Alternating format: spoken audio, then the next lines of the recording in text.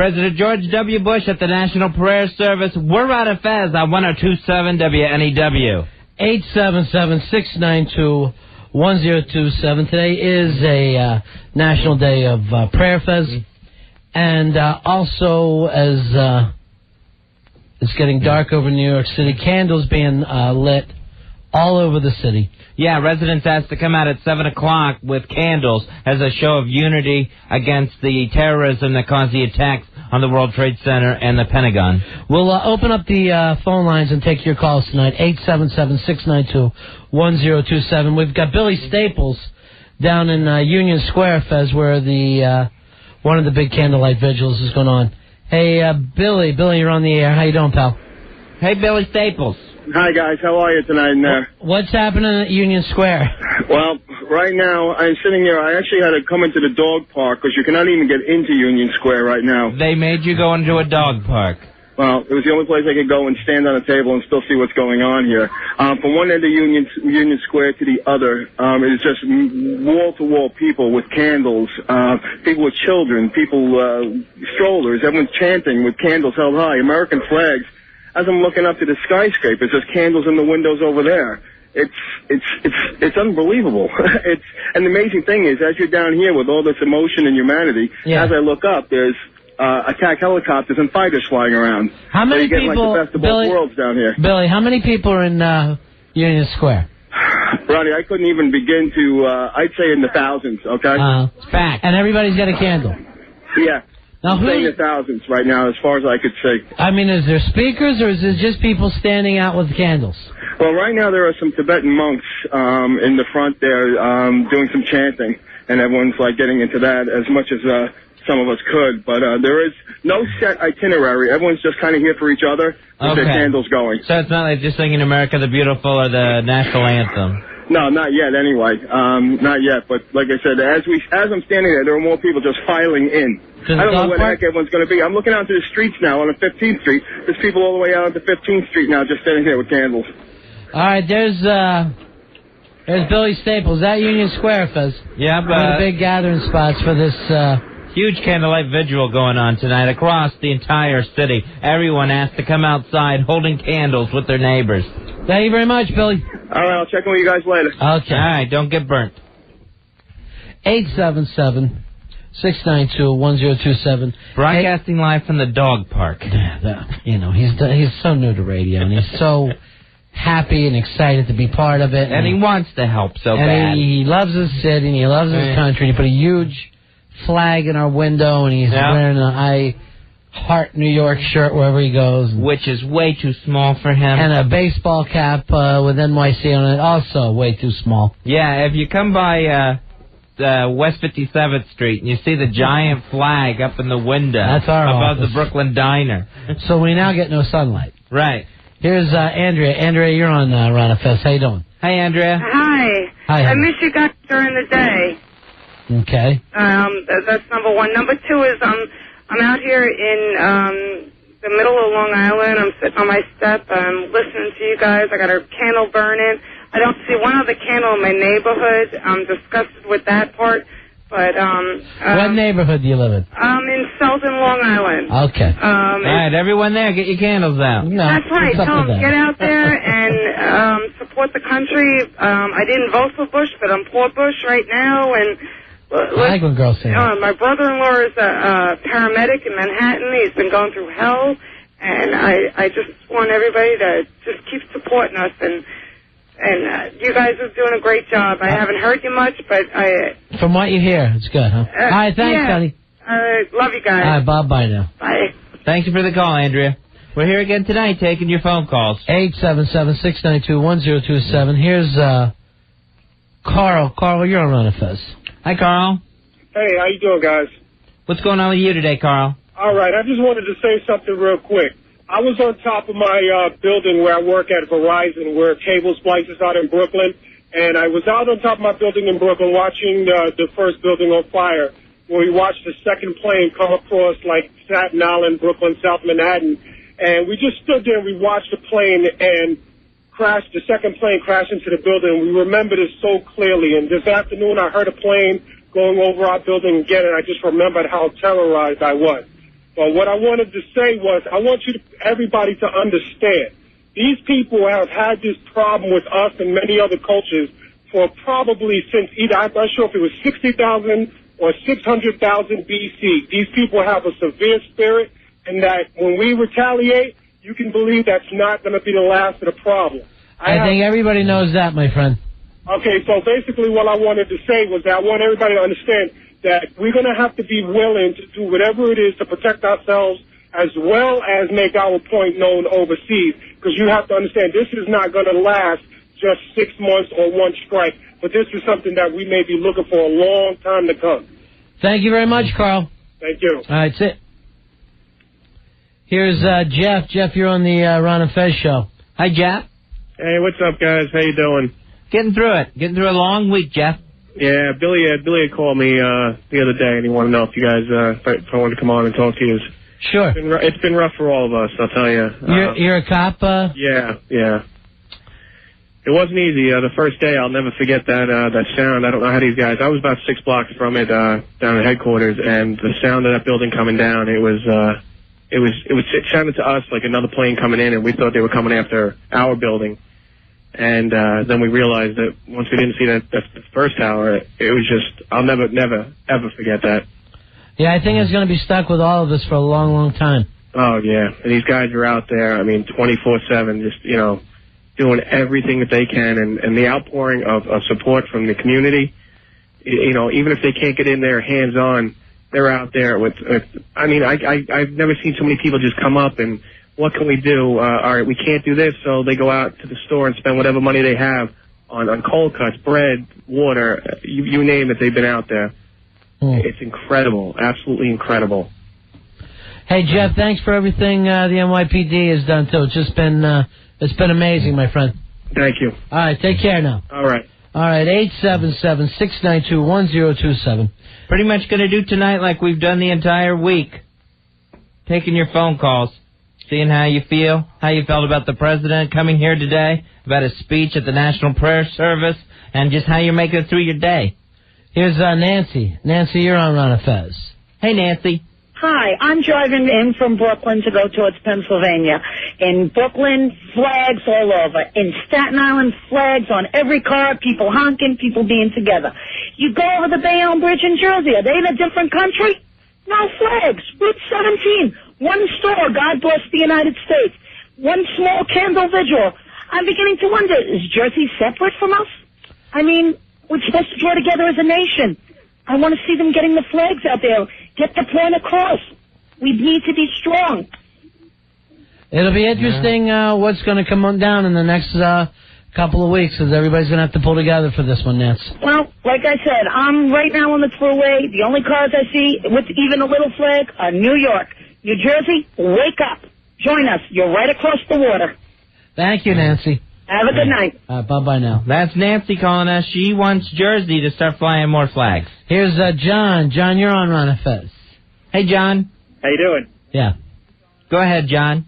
Yeah, the most incredible thing. My friend and I were coming home from work on the train, Long Island Railroad out of Brooklyn, and she happened to look out the window and she notices, there's a rainbow coming up on the South Shore of Long Island as we're coming home. And we looked at our watch, and I kid you not, I'm not making this up, it was just about 7 o'clock. And that has to be a sign. Thank you very much, John. All right, thanks a lot, man. See you, pal. Thanks for the call. Here's Jason. Jason, you're on the Ron and Fez show. Hi, Jason. Hey, guys, how are you doing? We're hanging in there, buddy. I'm a big fan of the show. I always call in to talk to you guys and whatever, you know what I mean? Uh-huh. But I'm an Irish citizen, you know what I mean? I'm here in America for the past 2.5 years. I've been living here in New York, and I just want to say, today Ireland had National Day of Remembrance. They closed all their businesses, and everybody's lighting their candles and doing all that sort of stuff and things like that. It's a travesty, you know what I mean? Jason, I heard they even closed the pubs in Ireland. They did. They did, Ron. That had to be a tough day. You know what I mean? Yeah. We all love to laugh and joke about it and say whatever, but they did. They actually, all the bars were closed. There's no business open whatsoever today in Ireland. And it's just, there was Irish people lost in this as well, but I've been here for 2.5 years in America, and the American people are so strong, and you're so patriotic, and I've come to the American people that I know over here I've come to consider as my family. And, like, I believe that we will get through this, and, like, whoever did this will be brought to justice. And, like, you know what I mean? That's just my general feeling about the whole thing. It's terrible, like, it's unbelievable. Jason, thanks a lot. Ireland, long been a good friend of the United States. All right, guys. All right, thank you very much. Appreciate it, Jason, for getting that international perspective. Here's Roger. Roger, you're on Ron and Fez. Hey, Roger. Hey, guys. How you doing, Ron and Fez?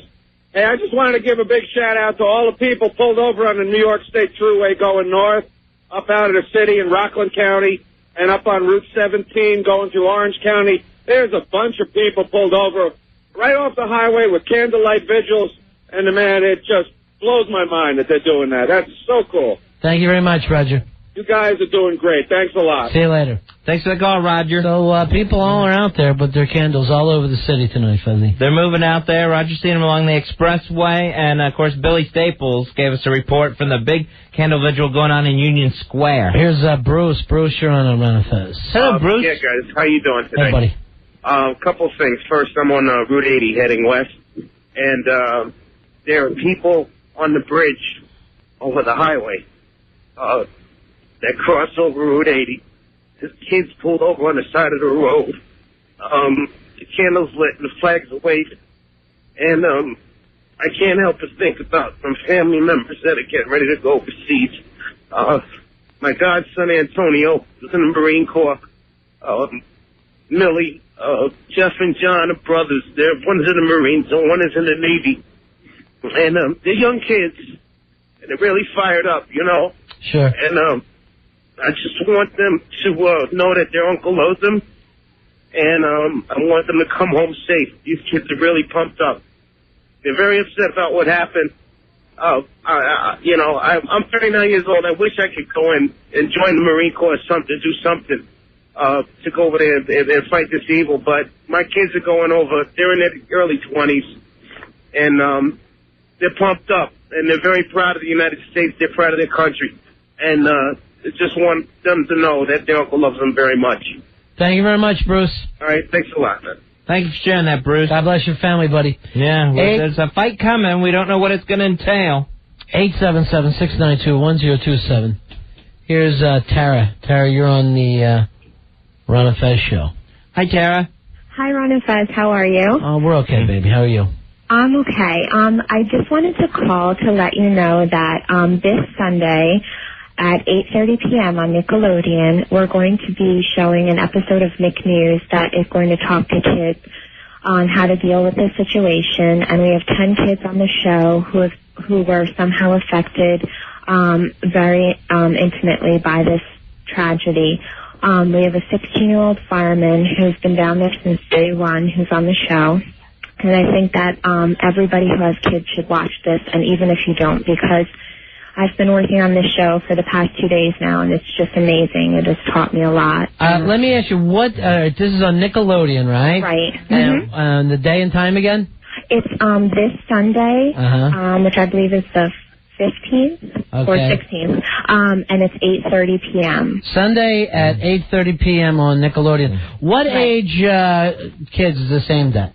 Our audience is ages 8 through 13, but in this particular case, as long as they can, handle what's been on the news, we can say like a little bit younger and all the way up to 105, because I think everyone would benefit from watching this. You work on the show, do you, Tara? Yeah, I do. We had to go get kids throughout the city the days before, and it's been incredible to hear their opinion and how they're dealing with it. How do you think they are dealing with it? Well, I think a lot of them are scared, but they realize that, it's something that has happened, and the best thing to do is to show that we're not going to, cow away from this. We're really going to, do the best to make New York and the country whole again. Who else are you going to have on the show besides the kids? It's hosted by Linda Ellerby, and it's also going to have a child psychiatrist on the show who will speak to kids about how to deal with their feelings. Sarah, thanks so much. Okay, thank you. You guys are doing a great job. For kids, Nickelodeon, Sunday night at 8:30. Bye-bye now. Thanks, bye. That's one of the roughest things, Fezzy, to you know, what do you say to the kids? You can't say, okay, everything's going to be all right now. Right, yeah. You want to assure them that they're safe. But after this week... 877-692-1027. I should point this out, Fezzy. A lot of people, and some feedback from Jersey, incredibly angry, saying our flags are out. I think that woman's name was Nancy, and she was going through where? Bayonet? Is that what she said? Here's shit. These people writing, hey, do you think no one from Jersey has been there? You know, was in that building where no less a part of the city than Long Island. I wish people would recognize that. Of course we recognize that. We do. It's just that Nancy said during her call that she wondered if they were even part of this country. And then somebody wrote in, Ron asked Fezzy why he wants us to fly fags. It's flags. We're flying flags. That's from Joey Big Arms. Thank you, Joey Big Arms. You got to be careful the way you're saying things now, Fez. Here's Bob. Bob, you're on Ron and Fez. How are you? Doing, guys? Yeah, we're hanging in there. Hi, Bob. Hey, how you doing, guys? Good job out there. Thanks. Just wanted to let the people in the town of Oyster Bay on Long Island know that the town with Salvation Army is having a supply drive next week. And they have 3 places where you can drop stuff off, and they have a list of stuff that they're asking for.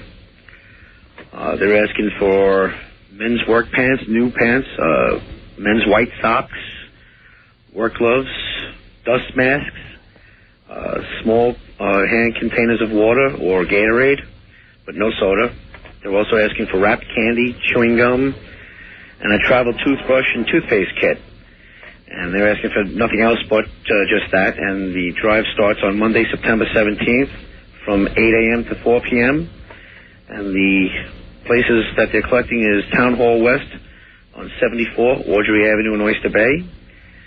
The Department of Public Works, their radio room at 150 Miller Place, Syosset, and Town Hall South in the lobby at 977 Hicksville Road, Massapequa.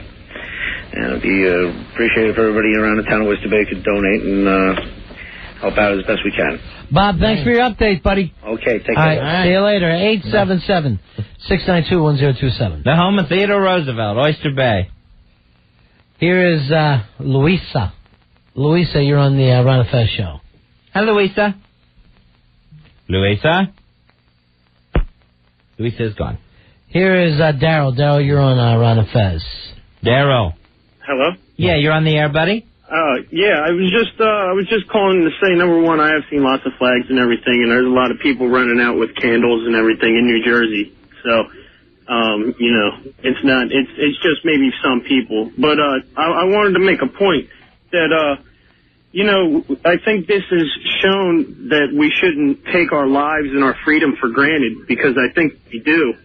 And I think that we, you know, we expect to wake up the next morning and we expect to have all these things. And I think we should actually, right now, I think this is a time that we should be spending time with our families and with the people that we love.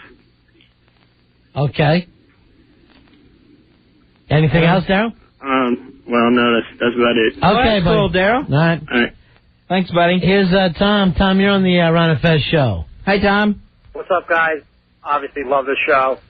Just want to say, all the people that aren't flying flags, in my neighborhood, what I've been doing is just go door to door, and if you see a house that doesn't have a flag, you just kindly suggest, hey, I live up the block, and, you know, we're all flying flags, and, you know, we don't see one out here, so, you know, just try to do it that way. Well, you know, everybody's doing... See, those people that don't have a flag on the door, you don't know that they haven't gone down and donated blood or something. Oh, you're right. It's just that everybody's doing it a different way, and, you know, how it moves them. I just want to say to my it's kind of weird, but my niece, her husband, he's 21 years old. They were just married, had their first kid. He's in the Marine Corps. He was away while they had their baby for a year, and he just came back, and they moved the Navy to the Marine base in Georgia, and he was just pulled up, and she hasn't seen him in days, and he spent a couple days with us up here during their child's christening, and it's so weird that, you know, when he was up at our house, I talked to him and tell him, you're lucky, you know, you'll be out of here in 2 years, you'll have 4 years by then in the Marine Corps, and you'll be able to get a really good job. And we were talking, never thinking that he'd actually be called to action. And, you know, my heart's with him, and I'm praying for him. I just want to say that. Thanks a lot, guys, for doing everything you do. God bless. Thank you. Bye-bye. Thanks for calling in, Tom. 877-692-1027 is our toll-free phone number. Fezzy, the instant feedbacks, I can't read them all on the air because of the FCC. But sure. Nancy is taking a lot of heat. I believe that was her name. Yeah. Here's the...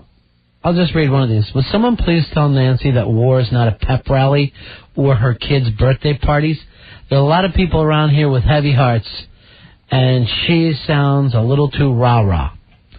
And those are the nicer posts. Well, yeah. Coming in on the instant feedback.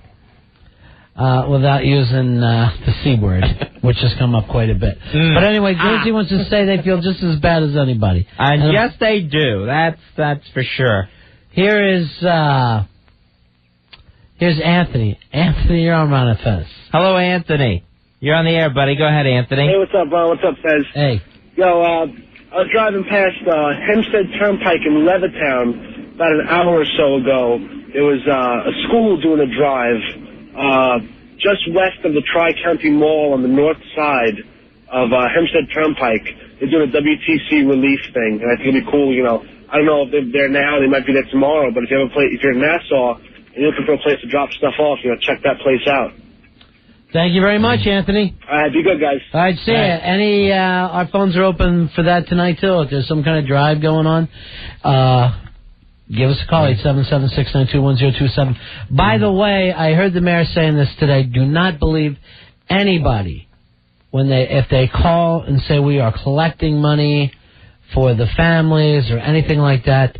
He goes, just hang up the second anything like that pops up. And he will go after them. Here's Jennifer. Jennifer, you're on Manifest.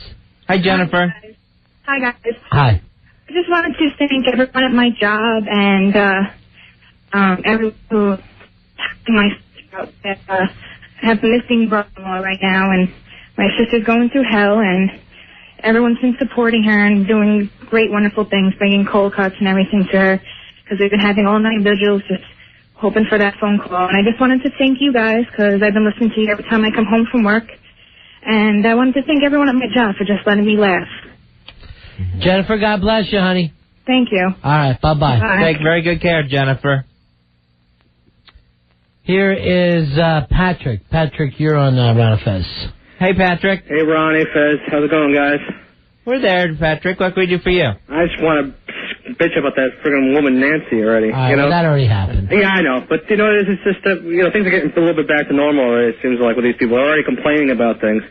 You know, just because she can't, she's driving through an area where the streets aren't numbered, she may get lost. She's going to get a little annoyed. Okay. But, I mean, guys, kid from Jersey here, we all, we love New York. I mean, I can't believe I stood there and cried watching the skyline. I heard it on the sports guys when the planes hit and we were working, we were phone guys. We got up on River Road and we were watching, the buildings just in flames. And I still look at that cloud and I think, well, when that cloud clears, it's going to be, the towers will be back, I mean, we got a lot of friends and family and stuff that aren't back, and cops and firemen in there too, We got, we need to, we all got flags. We all have our hearts. We all, we're all Americans. We just stick together and not start complaining already. I agree, Patrick. Thank you, my friend. You're welcome. All right. But, maybe Nance was just a little wired and tired, and we're all, we all hit different stages at different times, Fezzy. She's got a long drive to Pennsylvania and just happened to drive through a part of Jersey where she didn't see a flag and tried to take it out on the whole state. Eric, Hi, you're guys. on How the you doing tonight? You're doing a great job. Yeah. You're doing a great job. You know what I just wanted to say? I've heard a lot of things. I've heard a lot of angry people. I've heard a lot of passive people in the past couple of days. Nobody wants to go to war. Nobody wants to see anybody die. Nobody wants to hurt anybody. That's my opinion. If you're a human being, you have compassion in your heart. But you know what? Let me tell you, I have 8 children. I go from 5 years old all the way up to 20 years old. I'm married a second time. And my daughter, she turned around and you try to keep her away from the TV, and I found myself actually, enraged on the day this happened by trying to keep her away. And when I finally called her over and sat her down and she watched this, to look at the expression on my daughter's face, she just looked at me and she said, "What happened to those people?" And I said, "Well, they died." And she said, "Well, who killed them?"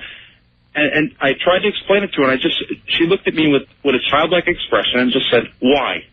I couldn't answer that question. Yeah. I couldn't tell her why, because I don't have an answer. Why? And it's like, what gets me enraged, guys, is the fact that These people that did this took away my daughter's childhood.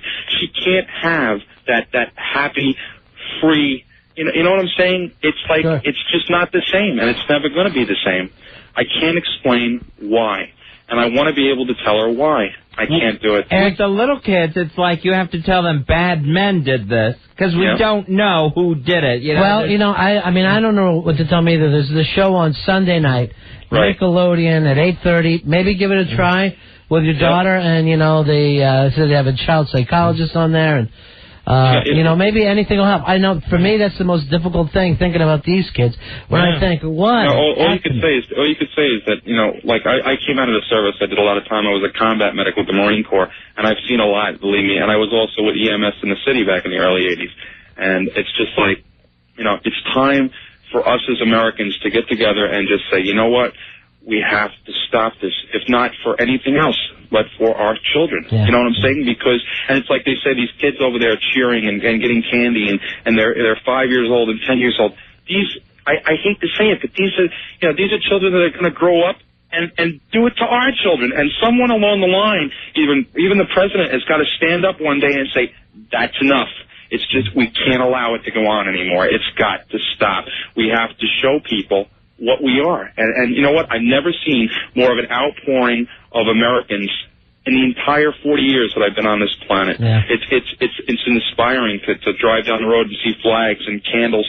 Even today, driving, people actually let me in and waved. Like, God bless you. And it's like, you talk to people on the street. Yeah, this is America. This is what it should be. I felt that myself, and we'll see how it holds up. And the president has said that no more, that's enough, and we're still waiting to see what he's going to do next, though. Yeah. Well, God bless you both. You're doing a great job. I listen to you every night, and I look forward to getting to the car to turn you guys on. You guys are great. Eric, best of luck with your kids, too, and maybe that Nickelodeon show will help, because I don't know what to say to the little kids myself.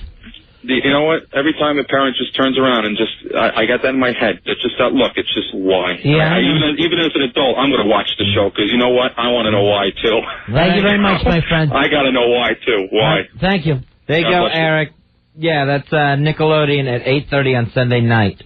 Here's Dave. Dave, you're on the Ron and Fez show. Hey, Dave. Your phone's cutting in and out a little bit, Dave. Are you there? Fez? Go ahead, pal. We lost him. Yeah, we lost that phone. Sorry about that. He was a detective with the NYPD. Call back, Dave, if you can. Here's Rob. Rob, you're on Ron and Fez. Hey, Rob. How you doing? Buddy. So you guys mentioned about, various drives and all that, but I just want to let you know that all you have to do is call the Red Cross with donations. Right. Mm-hmm. And all you have to do is give your credit card, and they'll take, $5, $10 if that's all you can afford. You can, and I think that, by now, the need for blood is obviously going to be lessened. And if you don't want to drive up to New York and bring donations, you can do it from the comfort of your own home. Great. Thanks, Rob. Good idea. Also, you can call the Salvation Army, same situation. And it's probably the best way to do things that are already big and established rather than starting your own drive and trying to drive it into the city and all that. And donate to what's already been organized and is already in there adding relief. That Salvation Army number, 1-800-725-2769. Here's Jason. Jason, you're on Ron and Fez. How you doing, Ron and Fez? Buddy. Go ahead, hello. Jason. Hello. Yeah, you're on. How you doing? Good, Jason. I work in Stamford, Connecticut. And, it's about 30 miles outside the city. I'm driving home on I-95 tonight.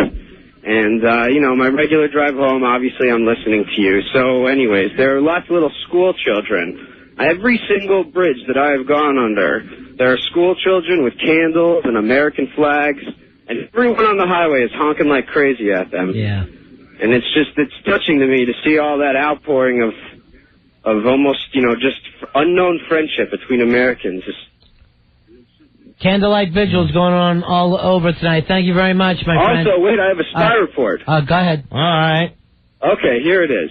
I heard on a local, on another radio station this morning that actor Steve Buscemi used to be a fireman in New York City, and now he is volunteering his time at the towers to be a regular fireman doing his thing. Is that This right? is a big actor. I just think that's absolutely beautiful that someone in that position can take his time out, and no matter what movie he's in next, I will go see it. Well, there's a lot of guys out there who aren't actors as well, too. Thanks a lot.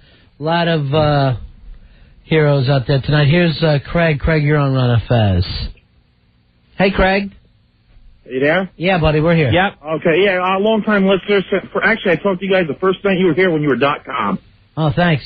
Anyway, not to yell at anybody else, but I'm from Jersey. Car salesman in Jersey, and this whole thing has taught me that I have like a really meaningless job. But other than that, we have, as you know, if you go buy a car lot, they have all the antenna flags on the cars, everything like that. Uh-huh. Well, it's amazing the stories we're hearing. People come in and say, "Hey, can I buy one of those flags?" And we're like, "No, just take one." You know, had a young guy yesterday. He's like, "Guys, can I get one of those flags?" We're like, "Yeah, you can have one." He's like, "Yeah, my brother, he's a fireman in New York. I haven't heard from him like 40." The guy breaks down in tears. And then you got like 3 hardened car salesmen around him, like tearing up listening to these stories. It's just unbelievable. Tuesday night, me and a couple of guys went down to Nutley to see the skyline. Unreal. But the wacky thing, I'll make this as quick as I can because that's what I was told. Had a customer, called her up. Obviously, we're dead. There's nobody's buying cars right now. Had a customer, call her up, say, "Hey, you guys were interested in that van. They're from Pennsylvania." She's like, "Well, you know, we're born-again Christians, and one of our guys prophesied that the economy's going to die, so we're not going to buy anything right now." And I was like, "Well, you know, I respect your religion." I said, "But you know what? That's a self-fulfilling prophecy. Because if everybody quits buying, everybody stops doing business, you know what? The economy will die." And it's just unbelievable the things that people are pulling out of this. Well, that was just one person, but I agree with you 100%. Is that we got to go on like we were before. Thanks, Craig. Hey, we got Billy down at the Candlelight Vigil right now, Fezzy. I believe he's in Union Square. He is in Union Square. Hey, Billy, you're on the air with Run. Hey, guys, you there? Yeah. Yeah, I'm in the middle of a courtyard right now with a trumpeter right now playing the Battle Hymn of the Republic. Everyone is singing along. I don't know if you can hear it too well on the radio, on the telephone. But anybody who's in the area, I get down here. This is something I never thought I'd see in my lifetime, to be honest with you. It's amazing. And how many people you think's down there right now, Billy Staples? It has grown probably by double since the last time I was here. Has it spilled out over Union Square? Union Square is filled. It's actually out into the streets as far as I can see. I am standing right now in the center of Union Square in the courtyard by the big American flag. And my press credentials got me in here. Hoo-hoo. And everywhere I see is just candlelights and people singing. And there's one trumpeter, a lone trumpeter, standing in the middle of the courtyard playing Amazing Grace, America the Beautiful. It's something it's just, you got to see this. I wish this was TV. Any idea how much longer this will be going on? This is going to go on more than way past 8 o'clock. I'll tell you right now. This is going to be going on all night. So, Billy, this vigil is nobody's in charge of it, right? They're just doing this all on their own. Everyone is just doing anything. No one's leading people to sing? Are there speeches going on? Yeah, there was a girl reading a poem in one corner. I was talking to her before a little bit. There are just people who all gathered in groups. Some are sitting and praying. Others are just huddled together. Some are singing songs. Others are following what the trumpeter here is playing. Everyone's just doing their own thing. People are hugging, and swaying. There are pictures of the missing people hung up on a makeshift little memorial wall here, with the missing people still from the blast. As far as I can see, I don't see any open space from the middle of Union Square here. I just wish anybody who's around here, like I said before, there are candles in every window I see. What are they singing now, Billy? America the Beautiful. Why don't you just hold the phone out so we can hear them a little bit? No problem. I'll hold it up right now. With brotherhood, from sea to shining sea. So that was there they are in Union. That was just totally impromptu. Yeah. I mean, no one's leading these people. Song is breaking out all around me. Different patriotic songs, religious, whatever. And that's candlelight vigils, which are actually taking place all over today, Fezzy. Yeah, all over the country, really. The president, the president's calls for a day of prayer, which he said would be the today we're on our knees, and then tomorrow we get up. Yeah. And go looking.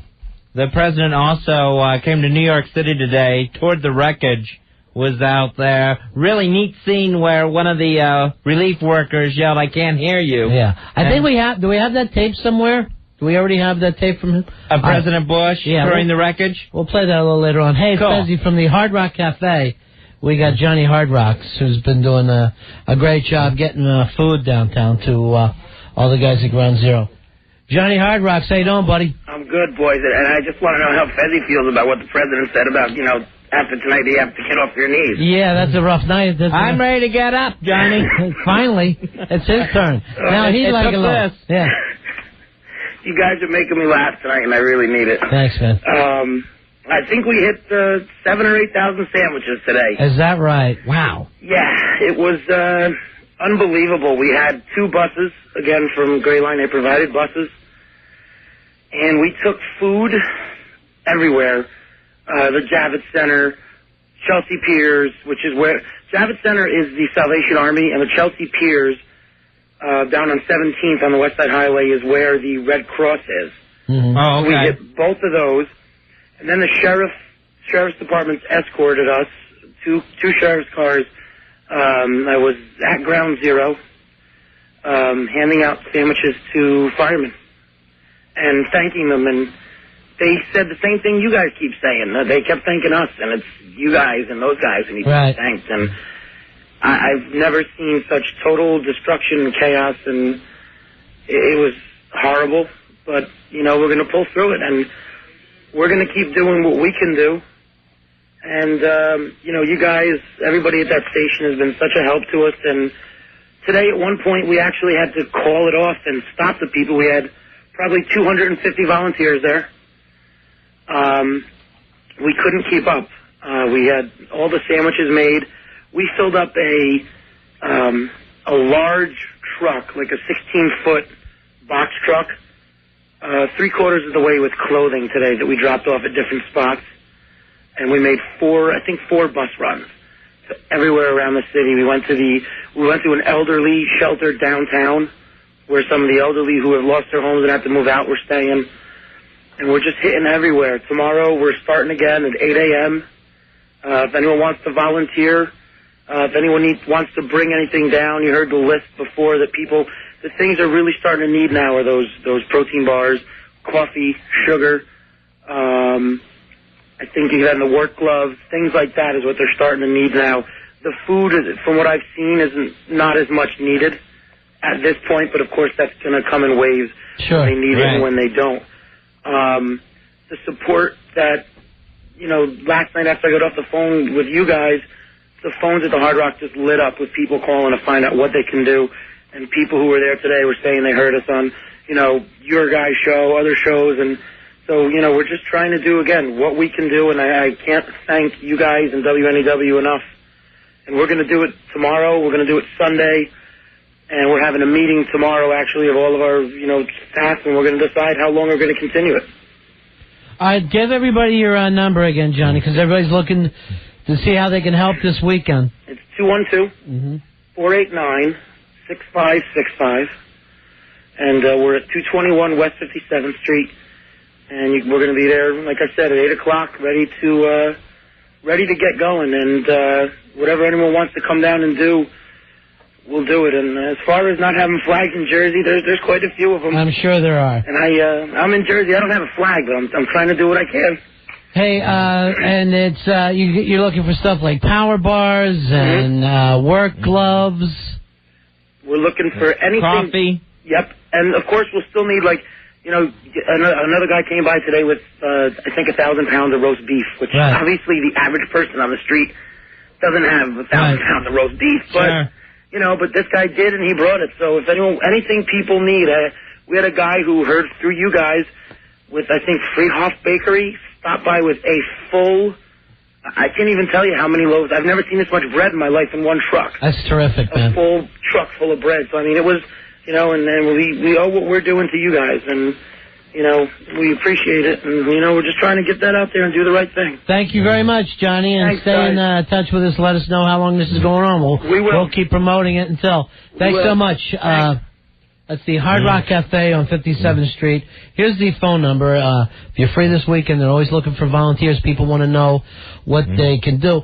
Well, normally right now you just have the professional expert people down at Ground Zero doing this digging. Yeah. So any way to support them and feed them on the back lines where it's very, very important. Here's the phone number. Write it down. 212-489-6565. The Hard Rock Cafe on West 57th Street between 7th and Broadway. They're going to start it up again tomorrow at 8 a.m. And if you've felt this thing depress you and hurt you, and so many people say to me all the time, too, I feel so helpless, I feel defenseless. Here's a way of being a little proactive. Give them a call, 212-489-6565, because by helping other people, it actually makes you feel better yourself. Here's Jennifer. Jennifer, you're on Ron and Fez. Hi, Jennifer. Hi, guys. How are you? Good. What can we do for you tonight, sweetie? Well, I'm from Jersey, and I left work today, and I was gone for about 2 hours, and I took $300 of my own money. I bought water, and I bought Gatorade, and I bought dog food for the dogs, and I bought socks and granola bars and all these different things, 4 baskets full. And I dropped it off at the town that I work in. They had a big drive, and let me tell you, every town around us was doing the same thing.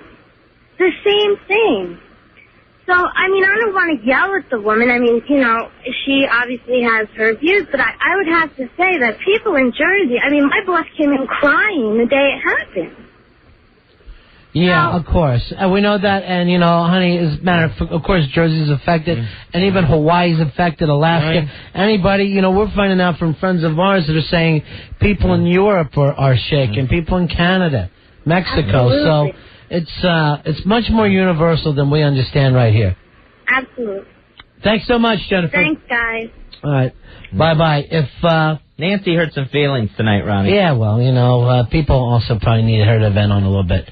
Here's Paul. Paul, you're on Ron and Fez. Hi, Paul. Guys. Yeah. How you doing, guys? I love the show. Yeah. I just wanted to say I'm a 22-year-old college student. I don't have much money, but I wanted to help, so I went to the local dollar store by my house. I spent $50. I got so many pairs of socks and underwear. Yeah. And, you know, every dollar store has that stuff. I just, you know, I don't know, there's not much I could say. But I also wanted to say, I don't know if you guys read the New York Post today, but there was a cartoon in it. I saw that. Yeah, the caption was the new Twin Towers. The what? The new Twin Towers. The new Twin Towers. It was a picture of a cop and a firefighter standing over the city. Yeah. Nice. And I just thought it was great. Thank you very much. Okay. Appreciate it, Paul. Okay, bye. 877-692-1027. Here's Sean. Sean. Hi, Sean. Hi, how you doing? Good, man. What can we do for you tonight, Sean? Nah, you know, since it happened, you've been glued to the set. I guess everybody has. And last night I heard this report, and they interviewed the instructor that taught those 2 idiots down in Florida how to fly. Yeah. And he said he was sitting there with the reporter, and he was like, "Oh, now that I think back, they never really wanted to know how to take off or land." I'm like, that's not a red flag. I mean, give me a break, you know? It just annoyed me to hear him say that. I think that all those flight schools are going to be looked at, because apparently all they do is train people from other countries, and I guess they do it in Florida because the weather's pretty good, and you can get out over the ocean where... But I lived near one of those flight schools before, and I hated it. I hated the thought of just these idiots, no matter who they are, flying over my house in some little Piper Cub. The apartment that I had in Florida, there was a couple of knuckleheads that lived below me, a couple of party guys, and they actually attended one of those schools. And the thought of those 2 airheads up in the sky above me was unsettling. Do we really need guys flying around for fun at any time? No. I think the only reason why they let them do it is, like, if you showed up with $1,600 cash, I guess they let you fly. Sure, of course they would. Yeah. But I'm saying you don't even have to have a driver's license to go to this school. But I mean, they even, like, you know, if that's a red flag if there ever was one when you show up, and I'm not stereotyping anybody, but if somebody says, no, we're not really particular on how to take off or land, hello, you know? Well, you know, at this time, did anybody ever think of this story before it happened? No one ever did. No. You know, not that I'm saying the guy was right or the school's right, but nobody saw this one coming. No, And, you just got to take care of things now, that's all. Yeah, I understand. There's, you know, a price for freedom. We saw it the other day. You're never going to be totally safe no matter what you do. And, you know, it's just like people want to keep their kids totally safe. Yeah. Anything can happen in this world, whether it's accidents, whether it's bad people. So you're never totally safe, and it doesn't mean it's somebody's fault that we have to turn around and start blaming each other, whether it's the airlines or whoever. But we are going to have to do the tighten up. Yep. Like Archie Bell and the, Archie Drell and the Bells. Who was it? Archie Bell and the Drells? We're doing the tighten up. All right, thanks a lot, Sean. All right, take care, man. Sit. Yeah, all those flight schools are going to be looked at over and over again. Gene, you're on Ron and Fez. Hi, Gene. Hi. I work for a small investment company, and one thing that really hit me this week is how the investment community has really pulled together in the wake of this disaster, because they were just rocked to the core. And I know that, you know, it's not about money, it's about people, but another victory for these, you know, bastards would be if our businesses crumbled and people who have lost literally hundreds of their coworkers are working double and triple overtime around the clock to try and keep their businesses stable and keep the investments which so much of our country is built on alive. And it really hit me hard how hard these people are working under such horrible conditions of mourning and sorrow. So I just wanted to share that. I agree with you 100%, Gene. Of course, now is not quite the time before we're going to get into this, but I think once we get up and running again, Fez, rebuilding in every single way, investing back into our own country is going to become incredibly important. And living our life, you know, people are still going to need to do the things that they did before, whether it's restaurants or going to films or whatever. We can't not live the life that we were enjoying before this happened. Or else the terrorists win. Here's Alyssa. Alyssa, you're on Manifest. Alyssa. Hey, Alyssa. Hi, how are you? I just want to thank you guys. You guys are doing a great job. Please. And I want to let you know that my brother-in-law, Joe, was in there. He was on the 40-something floor. I never even asked him after that. We actually found out, he made it out of there, thank God, but we actually found out because they called us from Spain. His parents were there, and they're 6 hours ahead, so they were up and about and called my sister, and we watched the whole thing, and my nephew was home from school. He had a stomach virus, watched the whole thing. My twin nephews could watch the Twin Towers. They saw the whole thing fall from school. Yeah. And, I got a call from Spain because they've been interviewing my brother-in-law, and they called to interview him, and they said this one particular guy had said, "We just want you to know that we're behind you 100% and that we're ready to go and fight." And I thanked him, and he also said that not just them, but all of Europe, they're very upset and that they're ready. So I just want to let you guys know that there's so much support just from there, from Europe. They have so many people here, and, we need to thank them, too. Well, we will see whether we're going to be thanking them or not. We surely hope so, but this will not be, we're not looking for get-well cards. We're looking for a real commitment, they want to from fight. a lot of these people. They're ready to fly out and fight. That's what he told me. They're ready. They're ready. They're ready. All right, well, we hope so, honey. Okay, thanks. All right. Bye. 877-692-1027. And so far from what we've heard from the president, a lot of these countries are falling in line right with us against terrorism. Hopefully, they will be able to depend on them all the way. But it is going to be a long commitment this time, Fez. Right. It's not going to be the 100-day war or anything like that. It's a little frightening. And I just hope they stick with us. Hey, Sean. Hey, Ron and Fez. I'd like to quickly, first and foremost, thank WNEW for just the fact that for actually taking some responsibility and actually showing some leadership and some compassion among the industry. And I think there are a lot of people that really appreciate that. The second thing I'd like to say is that I've heard a lot of people comment over the last couple of days about, what do I tell my children? How do I deal with them? And I'm 25 years old. I have no children, but I want to caution these people: do not cover this up from your children, because they need to understand that unfortunately this is something that is out there in the world. And folks, the one thing that I don't think a lot of Americans understand, that it's been going on all the time we've been here sleeping. And we need to be able to recognize that in the future.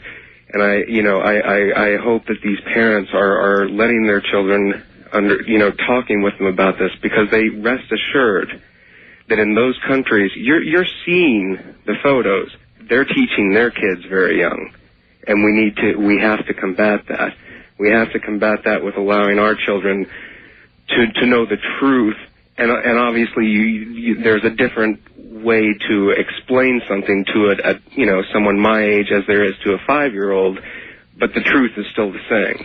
Well, one of the great things about being an American is that we let each parent raise their kid the way they want and talk to them the way they want. So I wouldn't guess on, I guess each kid is different. Some kids at age 7 are pretty mature. Other kids at age 7 are very immature. So it's up to each parent to know their own kids. By the way, though, we got this word that Nickelodeon is running a show Sunday night at 8:30.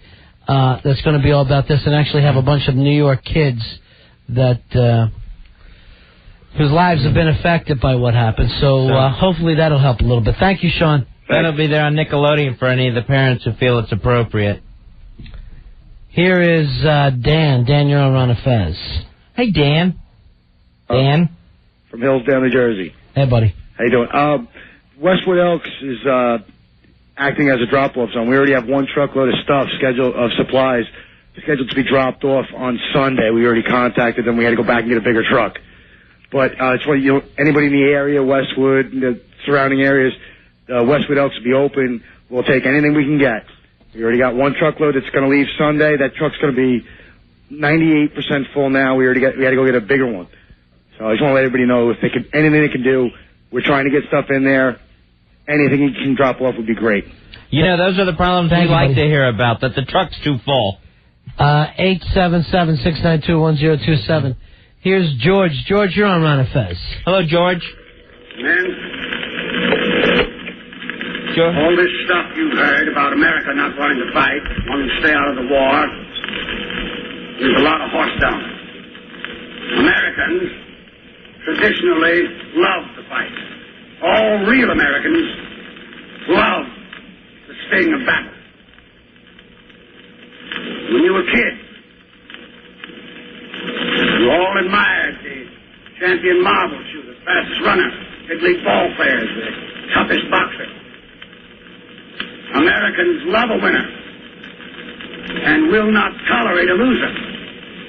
Americans play to win all the time. I wouldn't give a hoot in hell for a man who lost and laughed. That's why Americans have never lost and will never lose a war. Because the very thought of losing is hateful to America. A little bit of Patton for us, Fuzzy. A guy calls in and plays Patton. Here is Jay. Jay, you're on Ron and Fez. Hi, Jay. Hi, how you doing? Hey, buddy. I just want to thank you guys for what you're doing and everything.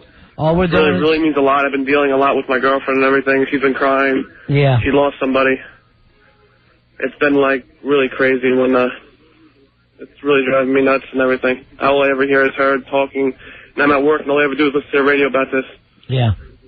I just want to say thank you guys, and you guys are awesome. Yeah, thank you very much, my friend. I hope over the next few days that we all start to feel a little bit more normal. For me personally, Fez, I don't know why, but the president today, I was crazy about him. I loved his speech at the church. I loved him out there. I don't know, I just felt better having the guy come into New York, start banging around with the firemen and the cops. Climbing up on the wreckage of that destroyed fire truck. I mean, it's not that he did anything, or you know what I mean? He just was there.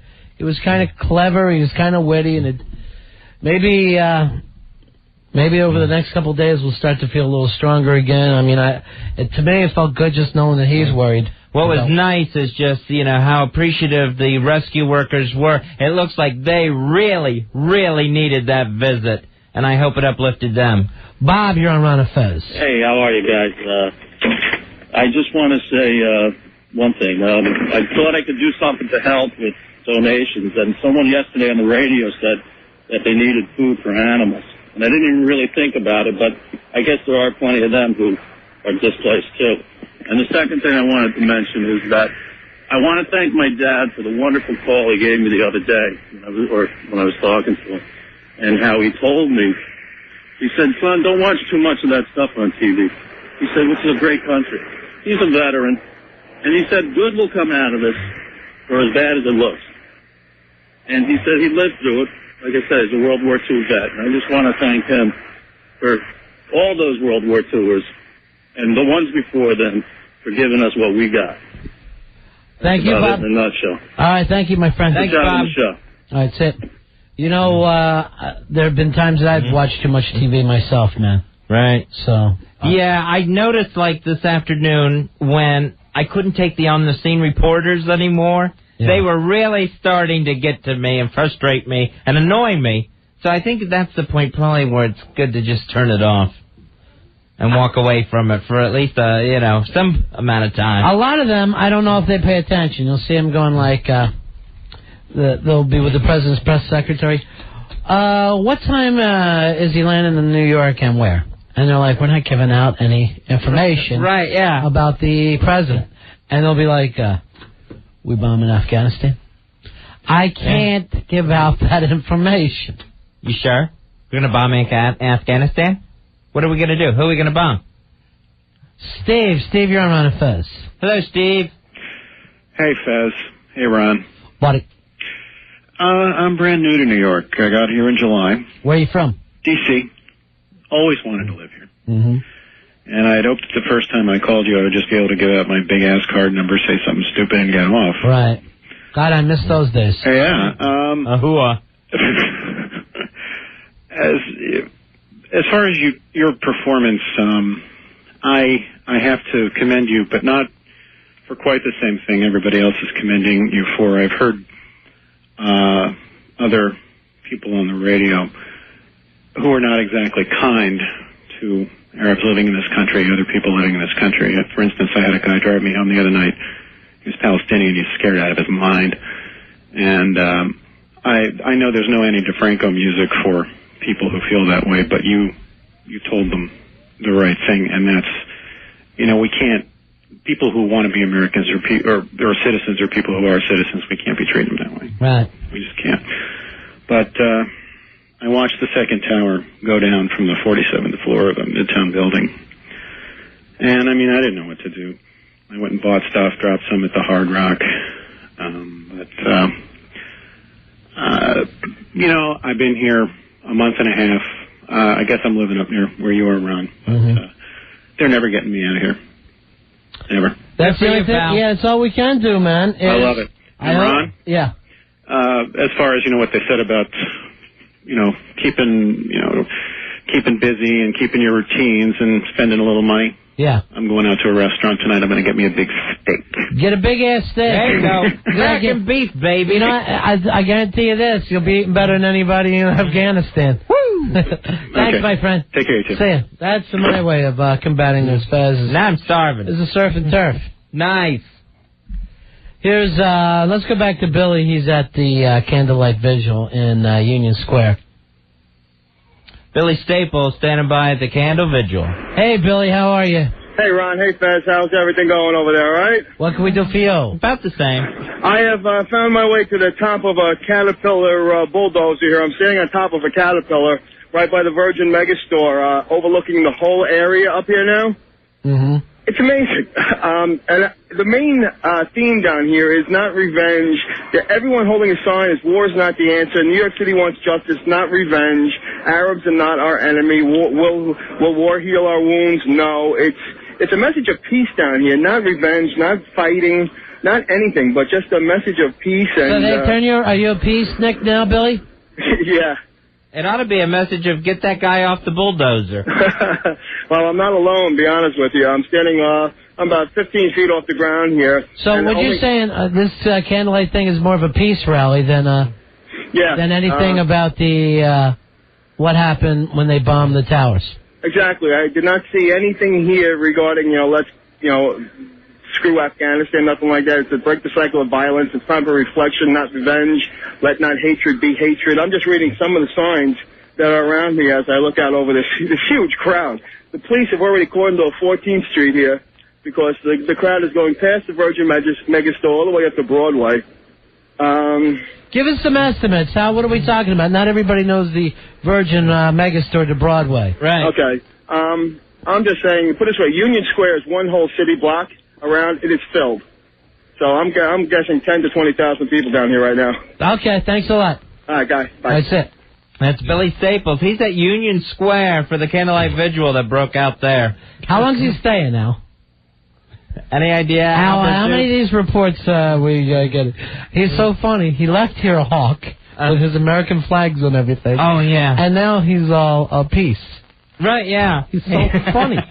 He is the hawk and the dove. All right, Al writes, as long as we keep putting him on, he'll be there forever. So funny. Right now, someone's saying, hey, Tubby, get off my bulldozer. He's like John Candy in that movie where the Chinese took him. Oh. What the hell was that? Like he was... I'm trying to think of it. I'll think of it in a second, Fez.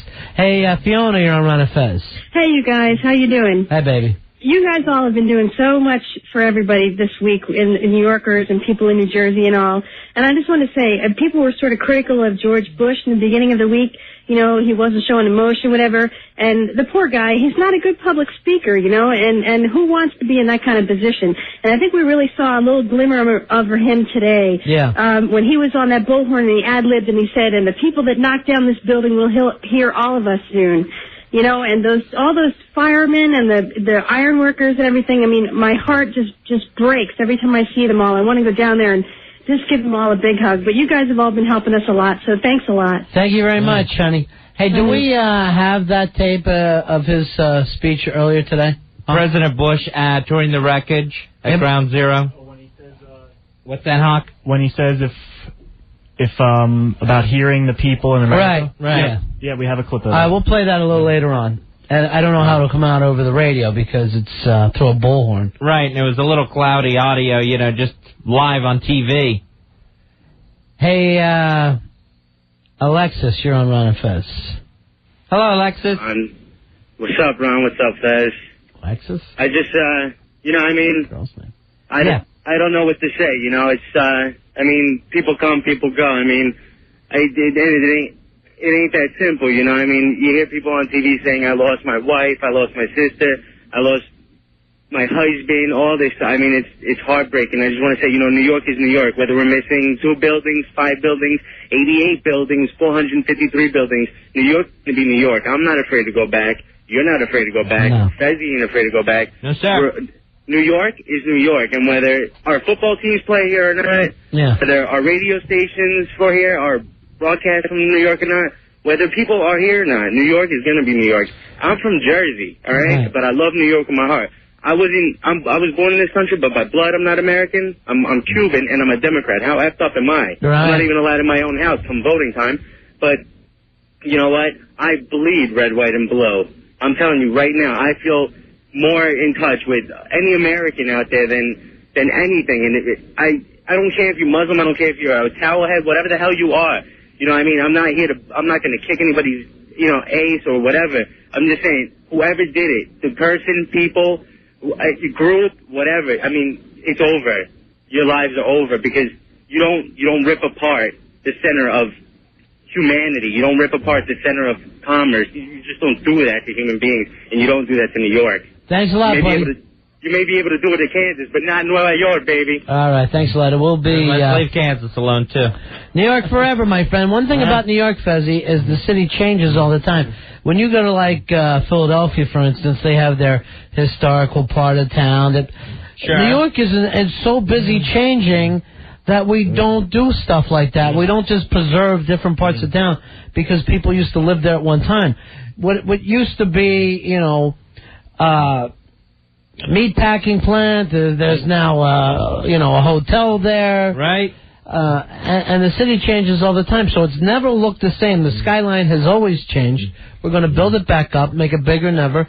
Personally, for me, the best memorial to those people, especially the traders, would be to build another building and put more traders in there and make it a living memorial. Make, the stuff that they were doing with their life live on. Here's Tom. Tom, you're on Ron and Fez.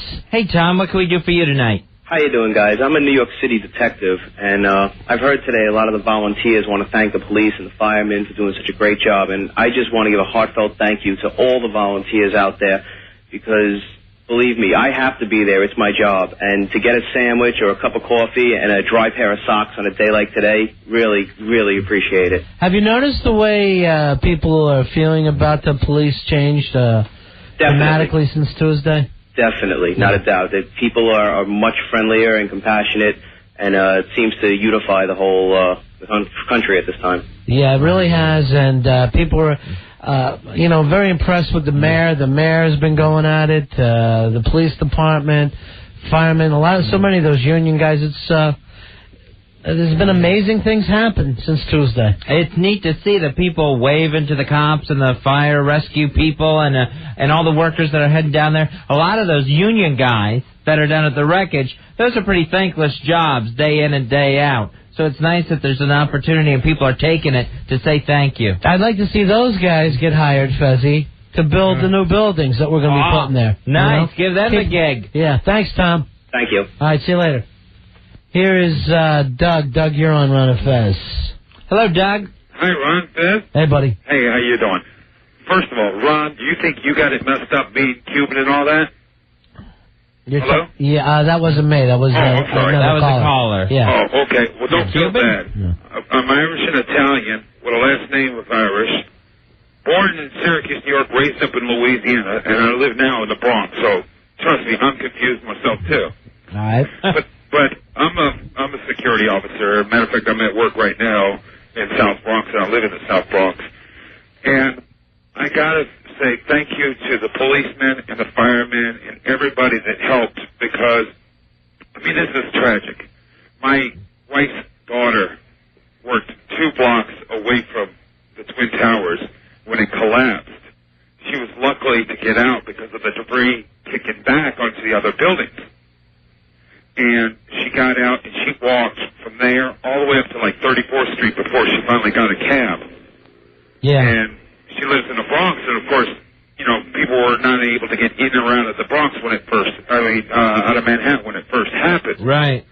And so she finally got home at about 4 or 5 o'clock that afternoon. Seconds after the first plane crashed, my wife woke me up at like 9:05 and said, "Doug, get up!" And I'm like, "What?" "A plane crash." And I'm like, "What?"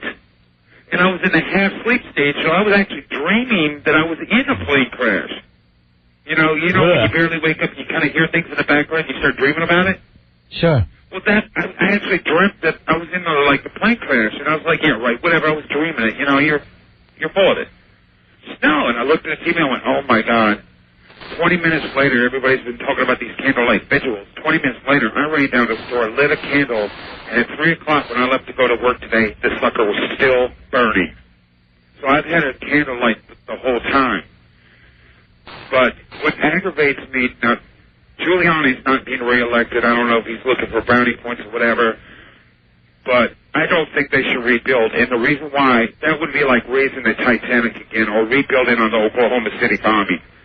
What I think they need to do is they need to build a memorial enlist all these police officers and, you know, firemen that died in this. Hey, Doug. That's like raising someone's grave. Yes. You know what? We are going to raise. I mean, this is just me personally.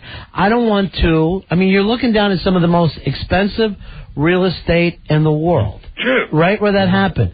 And if they rebuild on it, Port Authority is just going to make more money off of it. You know, I don't know where you're getting that, but the situation is this, Doug.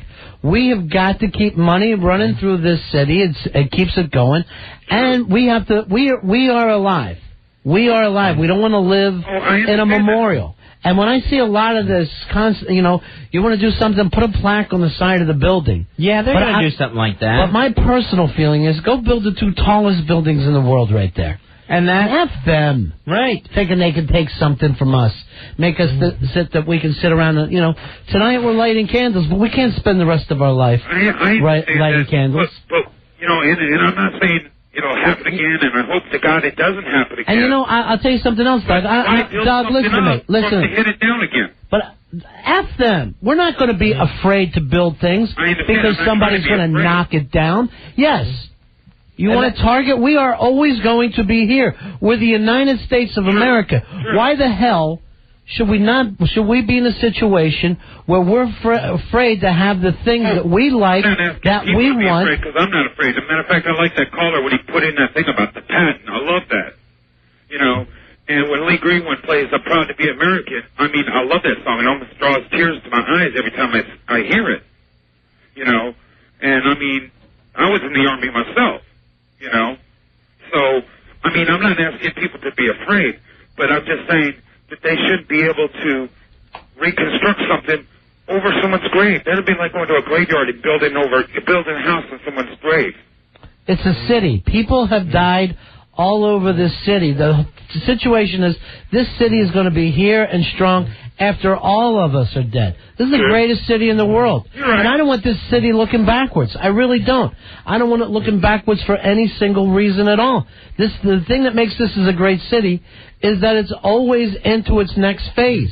Watch some of those stuff that they do on PBS, Fez, about the history of New York. This city has changed and rocked, and it's been through really, really bad times. Right, and they have good stuff on this show. And there's no reason, you know, we've had terrible fires here before where people have gotten killed in the buildings, and we don't want to stop our city and say, oh, nobody walk in this one area. Keep it a living, breathing city at all times. Well, you know, I also have to commend you, too, as well. All right. Thanks, Doug. Thank you, Doug. All right, we'll see you later. And the point of, you know, it'll just be another target. Well, if you're going to give into that, well, then, you know, you're not going to let a terrorist jerk keep you from going to a baseball park because that's also a target. You're not going to let them keep you from taking your kids to Disney World because that, too, could be a target. You know, you got to decide whether you're going to move on or, you know, stand in cowardice. And, I mean, they did not just pick out those buildings as opposed to the UN or, you know, who knows what was in their effing minds. But we got to have what we have. Here's Katie. Katie, you're on Run Fez.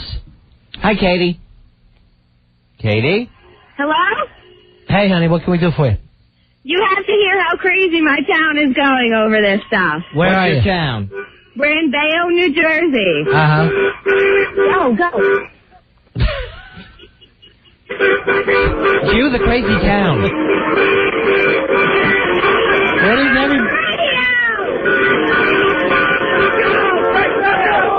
Do you hear how crazy everybody is? I hear one of you.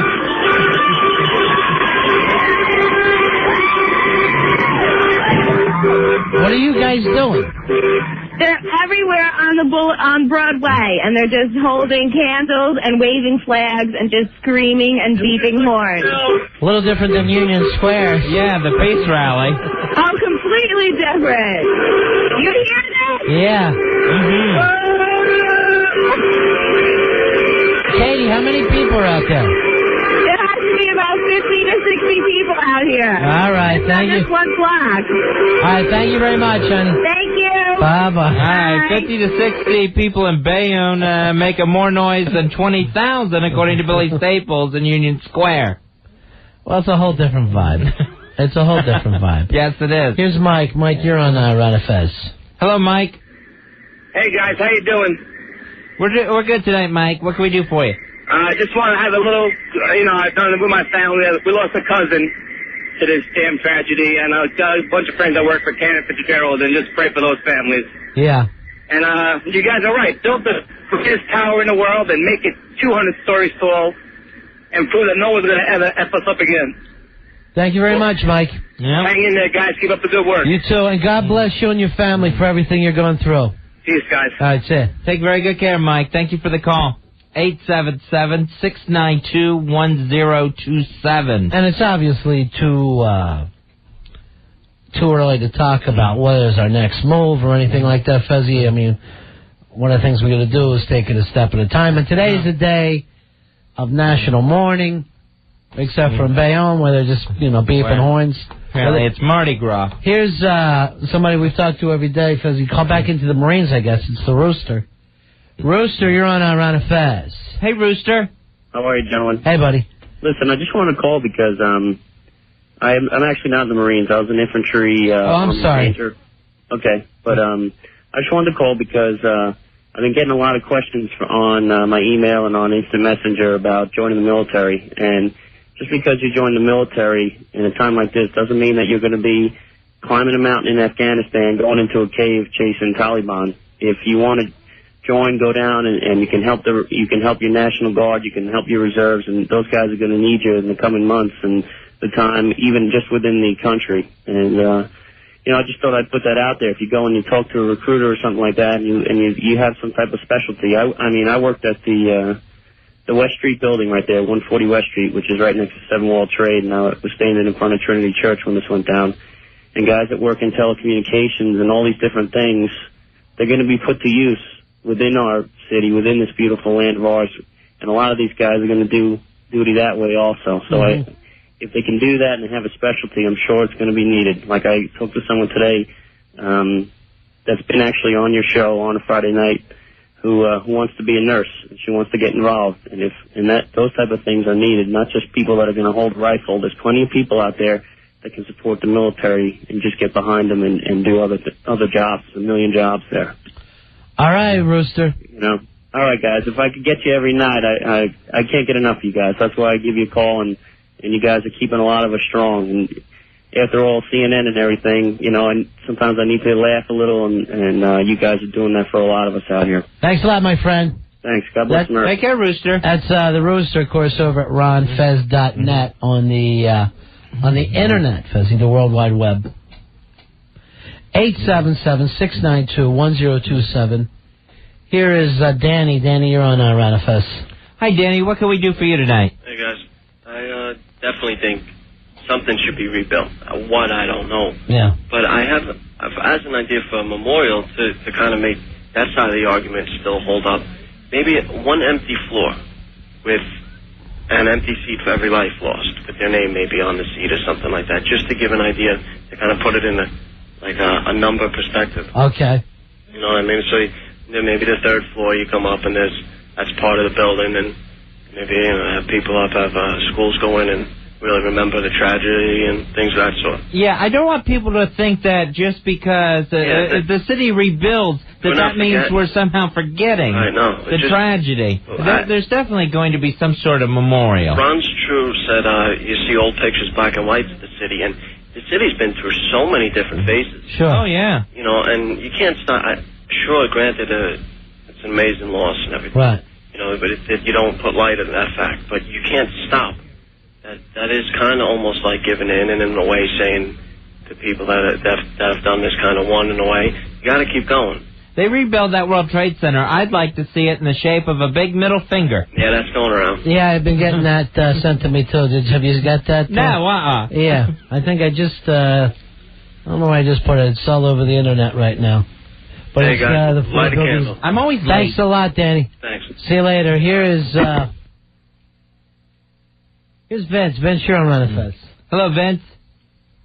What do you say there, Vincey? Hey, I'm doing all right. Yeah, I just want to thank you guys for doing the great work that you do. I'm very proud of you and a very loyal listener, and I'm happy that you guys are at night, Where are you at, Vince? Believe it or not, I'm in Lodi, New Jersey. which is like right off 17th South. Sure. Yeah. And I guess people are honking horns too, you know? Yeah. Mm-hmm. Yeah, hey, the reason I'm calling is there's kind of two favors that I'd love to ask for all the listeners. I've been up since 5 o'clock this morning, and I guess I've been working with a lot of different volunteer groups and stuff like that. Uh-huh. And the reason I asked is, last place I was at was at the Newport Mall in Jersey City. And I guess Jersey City is like maybe one of the first places that goes down there with stuff. Right. And, I was wondering, they need a lot of people during the overnights and in the early morning to put the stuff on the trucks. I was hoping maybe if there's some listeners around the area down there, if they could come out and give us a hand. Sure. Do you have a phone number or anything, or you just want them to show up? Yeah, just show up at the back of the mall, because there's so much stuff over there. The people down there are so like overloaded with stuff, and you got to sort it out, because just because you throw a lot of stuff, someone's got to take care of it. All right, the Newport Mall. And you got an address for that, Vince? It's near the Holland Tunnel. I wasn't sure of the exit because I was just so spent, but I'm going back there at 10 o'clock tonight. All right, so if anybody wants to, it's a great place to go. You don't have to be right there at Ground Zero to be a big, big help. Head on over to Newport Mall. They need people for the late night stuff tonight. Hey, and one more thing, guys? Yeah. Hey, second thing is, I know for a lot of kids, they're too young to give blood, and especially in this area. So I was wondering if, I know this upcoming Sunday in Garfield we're having, we're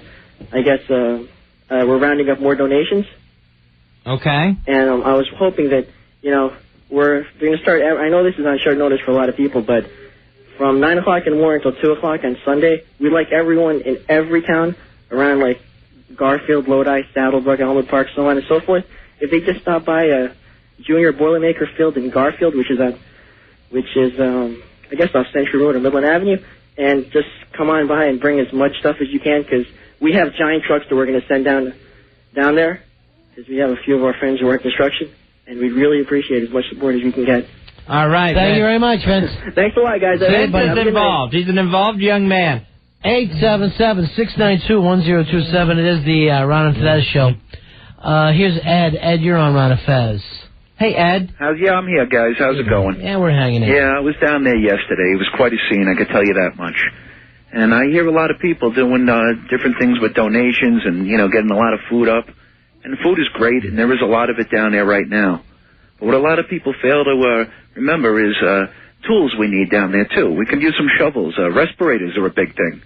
Okay. I don't know. Every guy will tell you, and you could probably hear it in my voice right now. We're coming out of there, we're breathing all this fiberglass, this dust, who knows whatever else is in there. But, dust masks, respirators, there's even like low-priced ones. Work gloves are a big thing. Everybody's thinking in the food way, and that's great, but it's, we need the other stuff too down there. So if some of these people, when they're out doing their drives and getting it together, remind them that there's tools needed down there too. How do you think we dig? How do you think we get that stuff out there? There's really nobody putting in a lot of that, so maybe we could get more on that end in there and get down there, because there are guys who come down there and they don't have a tool to work with. Yeah, John, Ed, that's what Johnny from the Hard Rock Cafe was saying, that right now they pretty much got the food end of it covered. And with the donations that he's got going on at the Hard Rock Cafe, those were a lot of the same things that he was asking for. That's in need right now. Right, that's right. And the respirators, I think, is the biggest one. Because we'll leave here and a month later we'll feel it. We're going to start feeling that in our lungs and different things like that. And some guys are just, I'm not going to wear it. But you got to wear these things down there. Yeah, everyone. The smoke, the ash.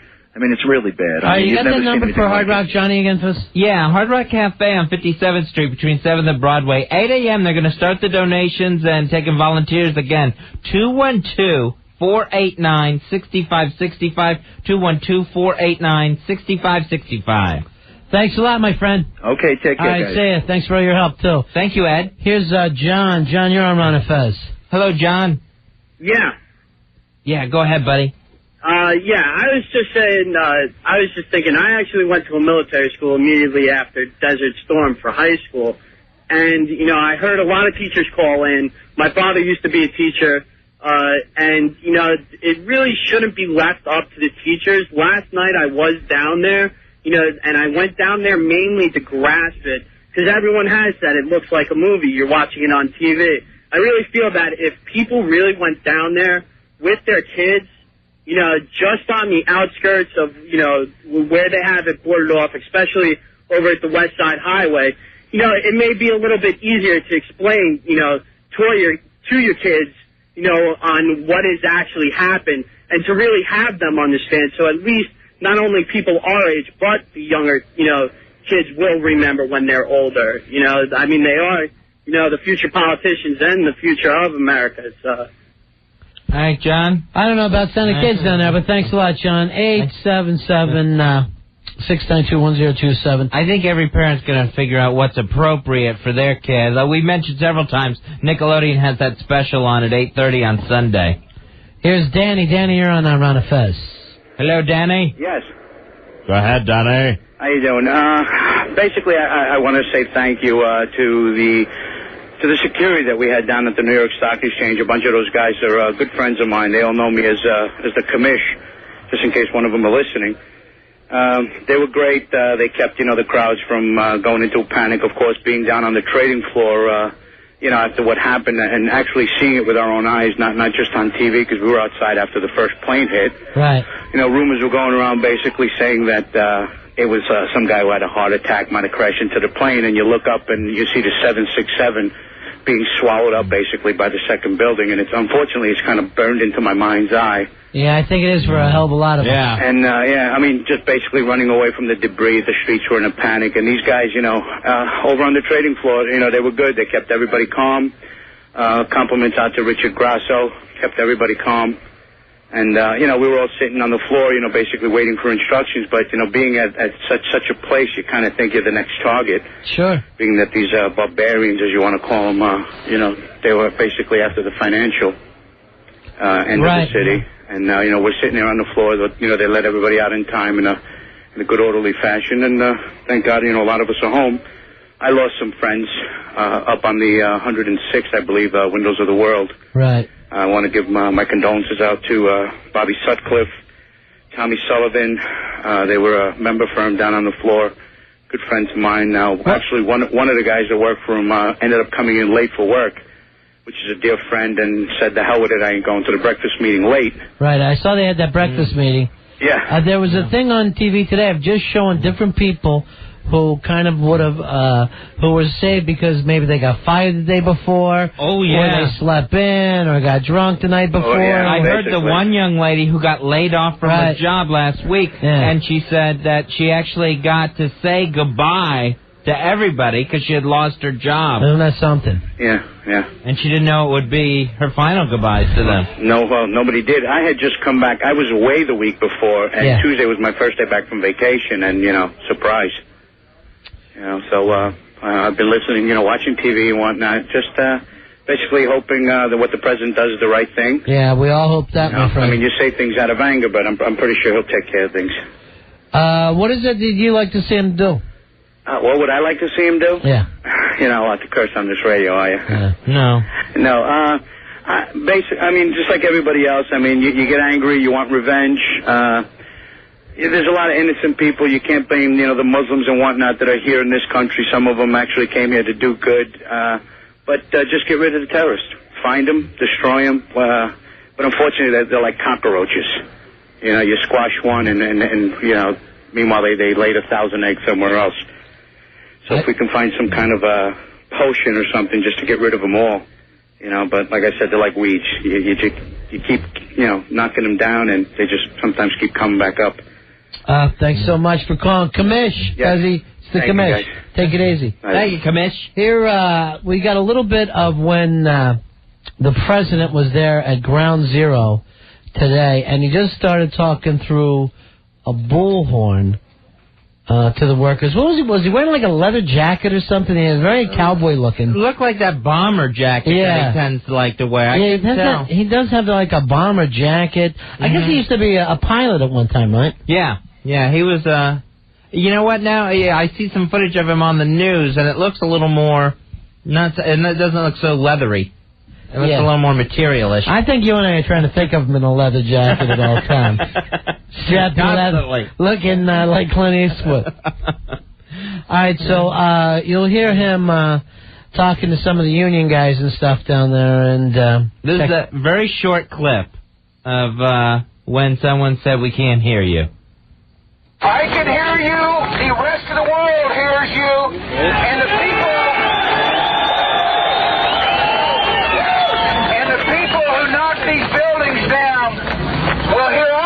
All right. All right, who cut that? Who cut that? That voice? got butchered. Who did that? Was that a Rory situation? I'm getting confirmation, Ronnie, that was Rory. Tell Rory to come on in here. Maybe it's time for him to enlist. You're going in, Rory. If he's not going to help here, he can help on the front lines. Yes. Rory, did you hear that thing that you did for us? Yes. I want you to give the president some respect and go in and take it from the beginning into the people applauding for him. Well, some of those USA chants. What was the USA chants? It's like you sliced it with the... We have the USA chant. Unfortunately, the clips that I was getting are very short little... Where are you getting them from? Get them off the TV. They're all over TV. Yeah, they just showed it again on television. Right. It's just that, they're only playing certain amount, certain... So you're saying it's impossible. What we want is impossible. I'm saying I'll try to get it. Why haven't you enlisted yet, Roy? I'm planning on doing that maybe Monday. Great. I would love to see you it. do that, my friend. Private First Class Rory Hamptons. The party we're going to have for you. And the party we'll have after you leave. I'll make you guys proud. That's all we want to be, is proud of you. Is that a problem? Right? No, not I want at all. to live in pride. Yeah. All right, see what you can get for us, Roy. Billy, your best friend Billy, is going off and joined a hippie commune tonight because we went to Union Square.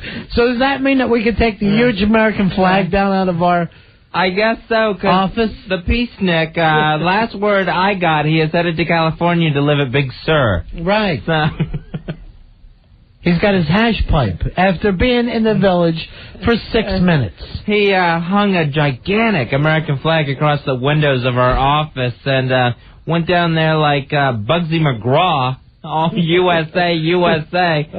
Bugsy McGraw. Who's going to get that? You could at least said Hacksaw. He looks more like Bugsy. And has now just decided that let's give peace a chance. Yeah, there is going to be no repercussions, he says. And has now when he'll come back, the flag will come down. He'll want to take the door off and just put up beads. Right, sure. Mm-hmm. Man, the staff we put together. He is the mighty morphing Power Ranger. Sure he is. He literally turns into the person he's talking to. Whoever like he's Zelig. with. Yes. I'd like to have him hang out with Tony Little. Maybe get him in shape. Get him in decent shape.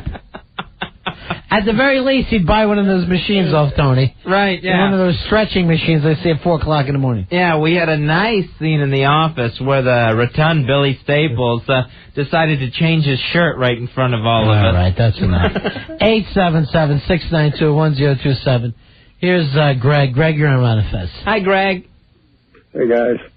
My wife is a flight attendant for American Airlines, and she's really going through a traumatic time right now, as obviously everybody is, but she's destined for a flight tomorrow, basically see America, a 3-day trip, which goes to Florida, then to into the Midwest, then the West Coast, and then back east. And she's, very troubled by that. And she's unnerved by it, and wanted to get your thoughts on it. Oh, I think that we're all unnerved by a lot of things. Yeah. I don't think any of us feel completely safe. And that doesn't mean that she should give up her career and her benefits and everything, but I honestly can understand why anybody would be scared tonight. Right. Especially people working in that industry. And God bless her for going on with her life. Particularly in that she didn't know directly the individuals that worked on the flight that met their demise, but she knew of them, and obviously that makes it that much more difficult. That's got to be tough, and I don't know whether they're setting up like a counseling situation or, I couldn't tell you at this point. But I don't think that there's anything unusual about the way she feels. Right, and everything's going to be different for anyone participating in air travel from now on. We'll all be Fezzes. Yeah. Thanks a lot, Greg. Best of luck to her, okay? Thank you very much. All right, I'll see. I was talking with my folks the other day. I guess it was yesterday. And my mom just screams at me, "You need to go to grief counseling." Really? Don't worry, Mom. I'm fine. She must have seen something on TV about grief counseling. She saw a phone number. Right. Here's Alex. Alex, you're on Ron and Fez. Maybe you should. Hi, Alex. Hey, Ron and Fez. How you doing? Yeah, go ahead, pal. I called on Wednesday night with a story about my uncle who saved a couple of firefighters from the wreckage at the World Trade Center. Uh-huh. And I just have a little follow-up to that story. It turns out that when he got the call at 9:10, right after the second plane hit, he was going down to the site, and on the way down, he realized that he forgot a really vital piece of equipment, so they turned around to go get it. And if he hadn't done that, he would have been in the building while it was collapsing.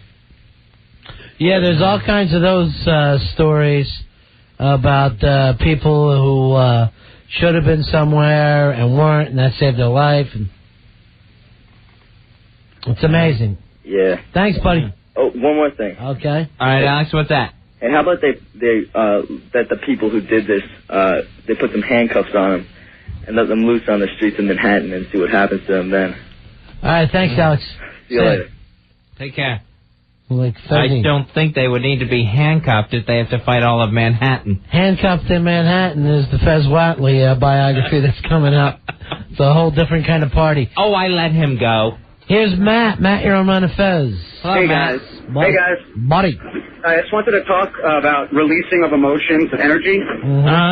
And I'm actually calling you from the train on the LARR. I'm on my way into the city. And how I'm dealing with this is I'm going to a concert with my friends that live in the city.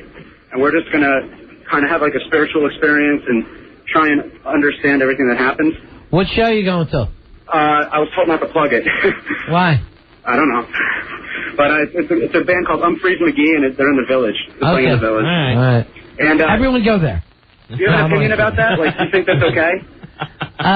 Yeah, man, you know, the whole thing about being an American is doing what you want. Whatever gets you through your day. Or whatever you want to do. It doesn't, not everything has to be tied in with this. And if you want to go to a show, go But to a it is show. tied into it, because I'm going to release a lot of energy and emotion. Right. Well, that's by dancing. Whatever it is, whatever you want to do. You know, you never got an have appointment with a grief counselor. There's no one ever has to check in with us to see whether something's okay, man. Well, I All want to right? hear your opinion on it. I mean, you know. My opinion is this. I want you to live your life the way you want to live it. I really do. And I think that's the one way to strike back is that none of those guys are going to a concert tonight. Yeah, None of these we're going to light a-holes candles who and, hate and us for- dance and stuff. It's going to be great. Whatever you want to do. Just find a girl to dance with for a change Thanks a lot. tonight. Make tonight the first night you dance with a woman. Okay? Yeah. There you go. All right? See you, All right, my thanks a friend. lot, guys. All right, bye. It's what you choose to do. You're going to do that. You're going to try and blow off some steam. Our own Billy Staples is painting flowers on the side of a VW bus. Joe, you're on Run of Fez. Hi, you guys. How come we haven't heard from Billy in a while? What happened with him, Al?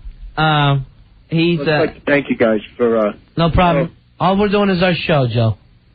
Thanks, buddy. Just setting the stage for people. I know a lot of people want to vent. Uh-huh. It's great.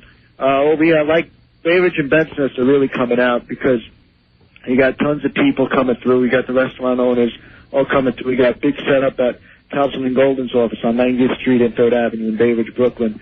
And we sent out about somewhere between like 60 and 70 trucks so far since Tuesday, all filled to the rim. And we go there. We've been at Ground Zero. We're giving them out. People see us. They know that we're the guys with the food. And people just go crazy. So if anybody anywhere wants to get any sort of food, clothes, socks, whatever, we got a big operation going there all weekend long.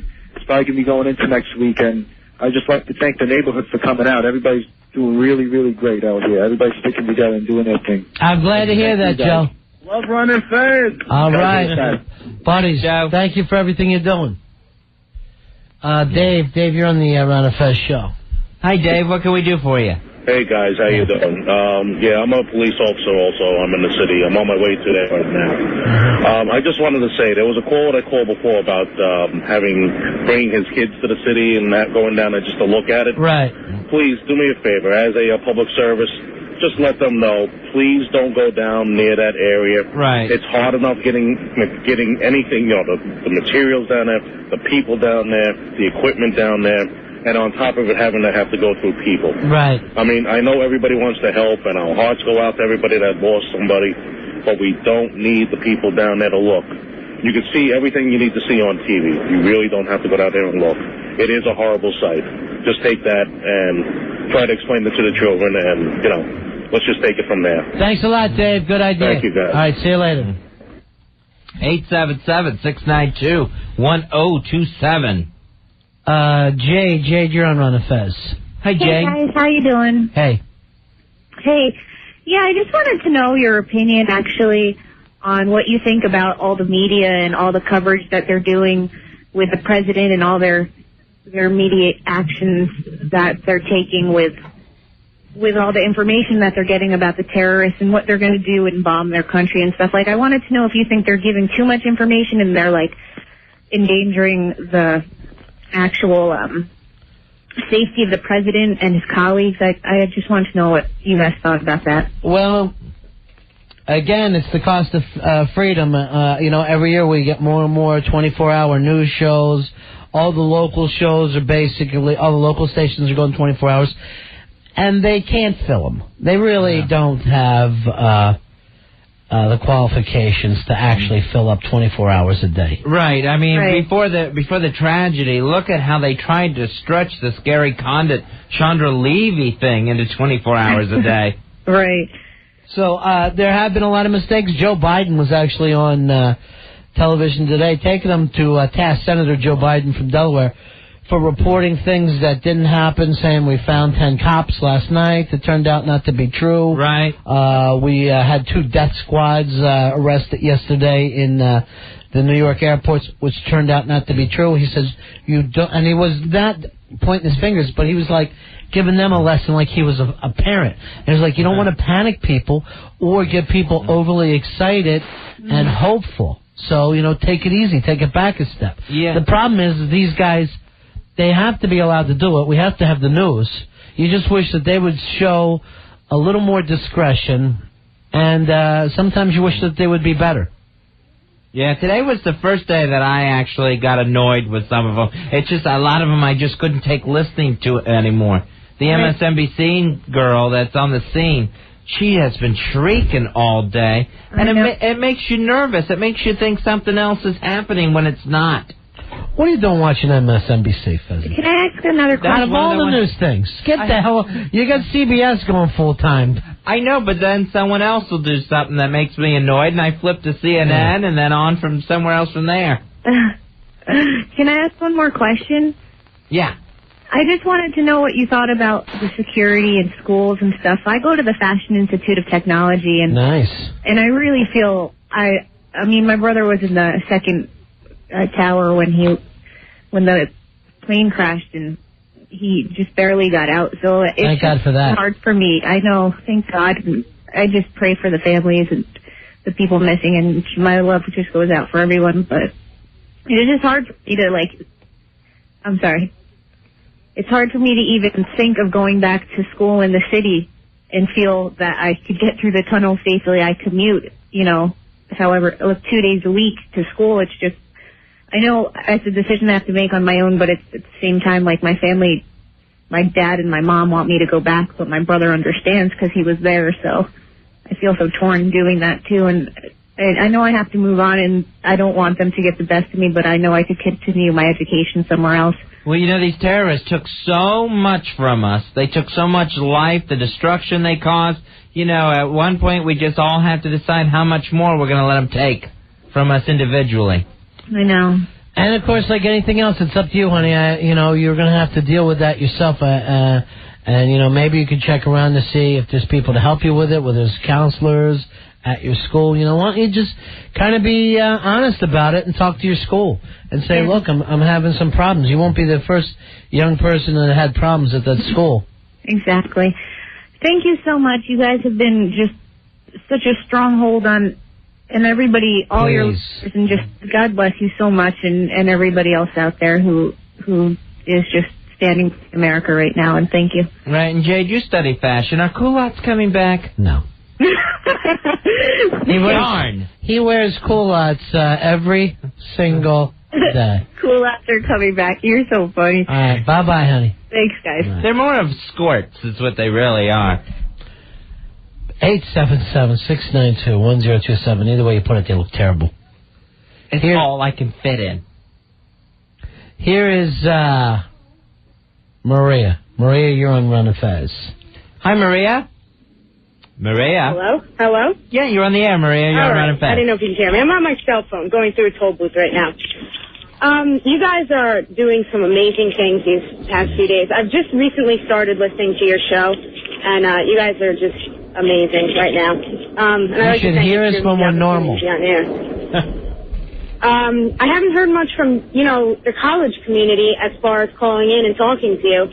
But I just want to say that I'm a student at Rutgers University, and just the things that have been going on campus from this tragedy have just been completely amazing. I mean, the whole community is coming together and holding candlelight vigils and, donating blood, food, clothes, and, all sorts of other things, trying to help as much as they can. And I just think it's great as far as, us being so active in, what's going on and trying to help people.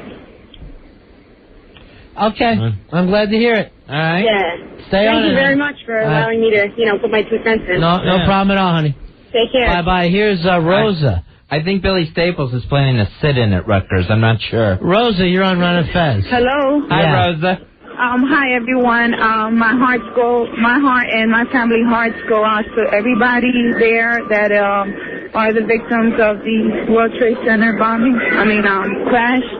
And I just want to let you guys know that I work for the Community Food Bank in Hillside, New Jersey, and we've been getting a lot of donations. Yesterday we made 1,000 sandwiches, and we're doing the best we can to show our support. And I have 2 daughters that attend the Robert Treat Academy. It's a charter school in Newark, New Jersey. And I just found out today by one of the secretaries that work there at the school that there's two kids that attend the school that one of the 4th graders' dad never came home. He worked there. I don't know what. I believe it was like the 94th floor. So or the mother, or the father, and one of the 1st graders also. Their dad never showed home, and we're keeping, everyone in our prayers. And my daughters, I have 2 daughters that would like to sing to you guys, and I would like an opportunity for you guys to allow them to. Sure. All right, hold on. Someone's going to get smacked. Okay, they're on their way. She's on her way down. Martin, please. Now I feel like Grandpa in San Diego. The kids are going to sing on the phone to him. Okay, she's on her way. I have a little baby daughter, and she's like trying to help out. Harvey, they want you on the radio. Okay, are you guys ready? We've been ready. We're all okay, set. girls, get ready. They're waiting for you guys. Go ahead, sing.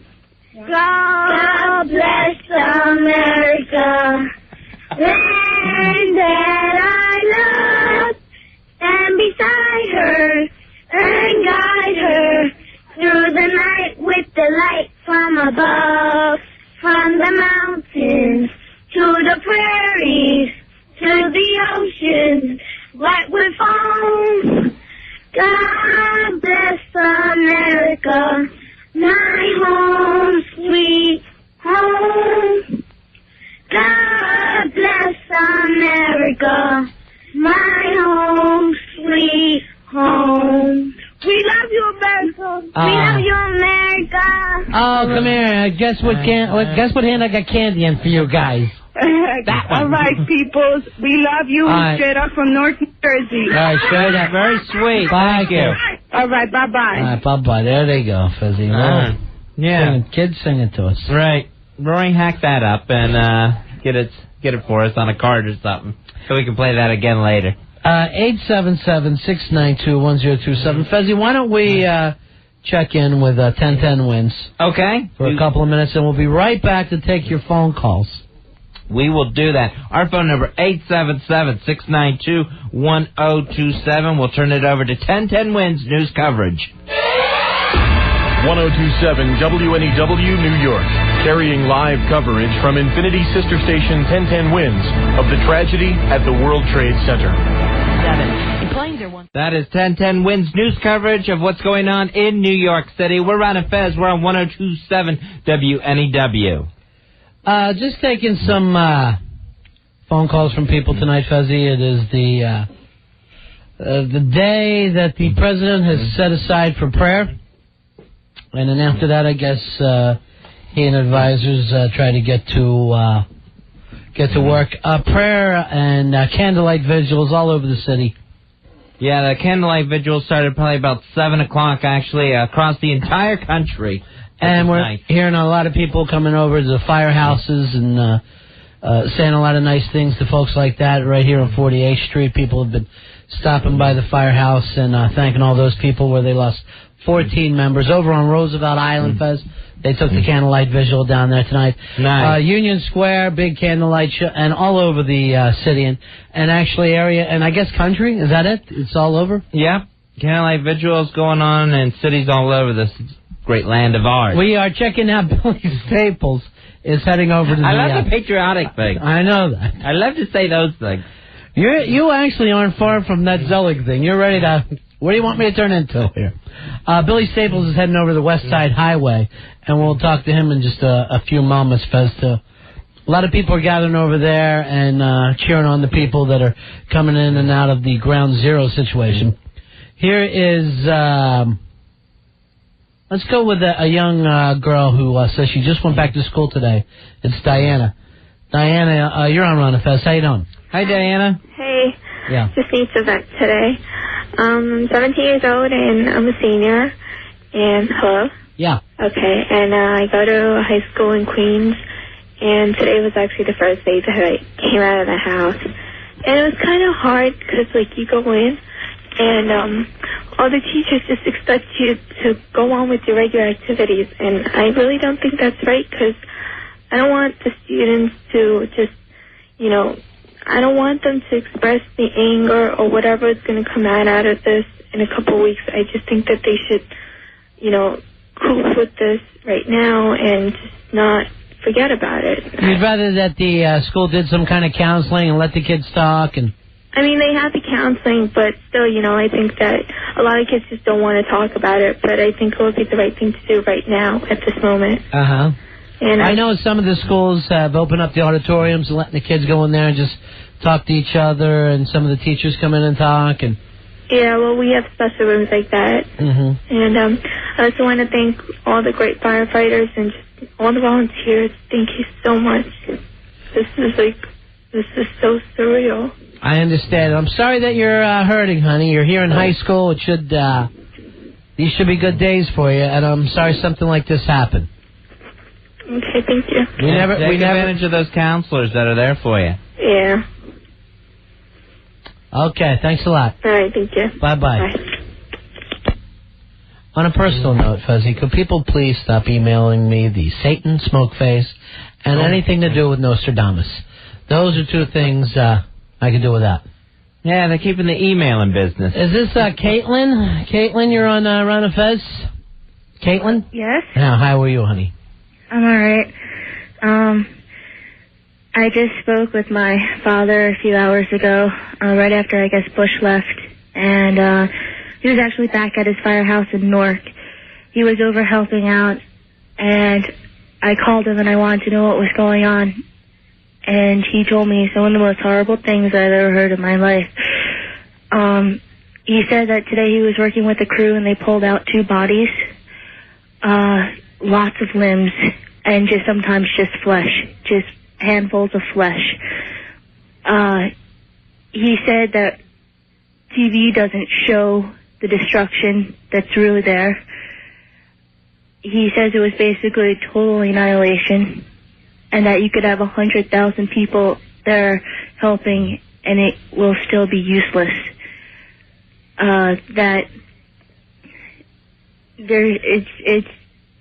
it was like putting people in a blender, basically, he said, what happened. As far as the food, he says there's more food there than anything, but they really need are the gloves. He said that they were just using buckets, and they would be digging for hours and hours only to hit steel beams, and nothing was getting done.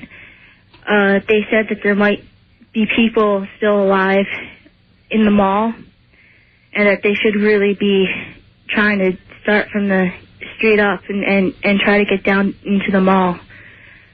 That basically seems to be the ultimate goal at this point, is maybe, hopefully, there's somebody alive. But thank you, Caitlin. All right. Thank you for calling us. 877-692-1027. Here's Eric. Eric, you're on Ron and Fez. Hi, Eric. Eric, are you able to hear us? Yeah, it's a bad line there, Eric. Rough. Over at the West Side Highway, Fezzy, around Canal Street, it is Billy Staples. Last we heard from him, Fez. Uh-huh. He was at the candlelight vigil in Union Square. And wanted to be known as Golden Boy. He is back now. Hey, Billy, you're on Ron and Fez. Hey, Billy. Hey, Ron. Hey, Fez. How you doing up there, fellas? We're gonna make it, Billy. Oh, good to hear. Listen, this is more like it down here. West Side Highway and Canal. Down here, it's just pure emotion, overlooking the relative serenity of Fort Lee across the river. There are just people piled on the corner with flags cheering. Every construction worker, emergency vehicle that walks by. Here comes an exhausted firefighter now with an American flag draped around his shoulder. And the people are cheering, like you can hear in the background.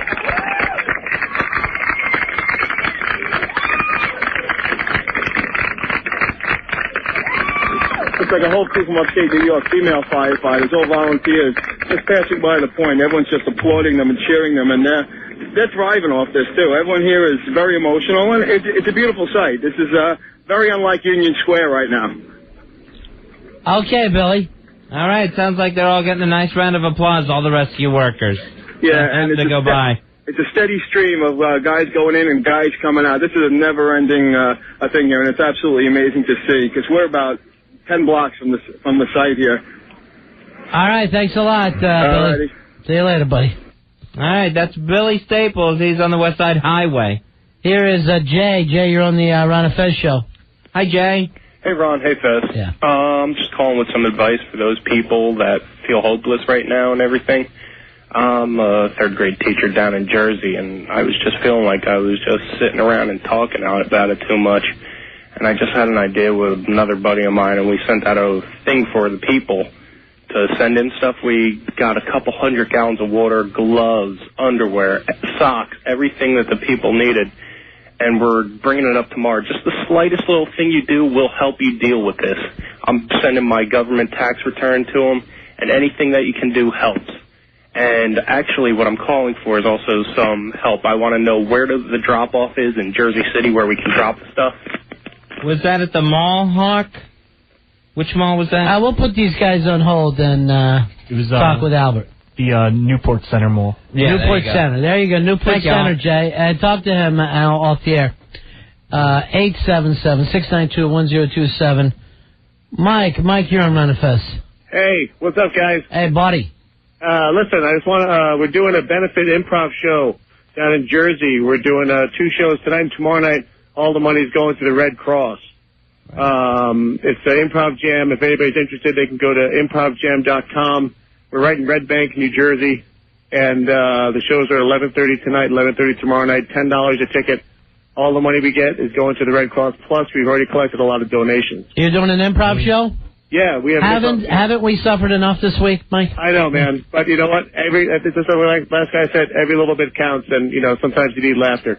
Thanks a lot, my pal. All right, buddy. All right, good luck with that. They're a big improv show there tonight, Fezzy. All right, that's in Red Bank. Thank you, Mike. Freeze, Mike. Freeze. Now, one of the things we had always talked about the Hard Rock Cafe and Johnny Hard Rocks, what's going on with his campaign.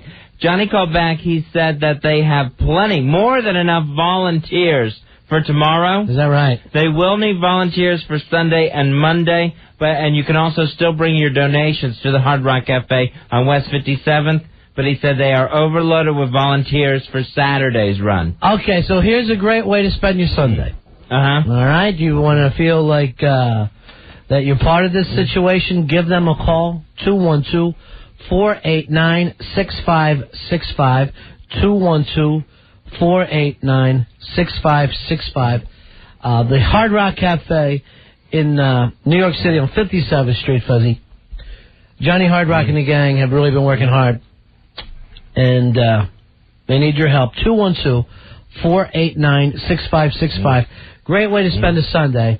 Or Monday. I know Pantera's going over there on Monday. Okay. Hey, Tom. Tom, you're on the Ron and Fez show. Hey, Tom. How you doing?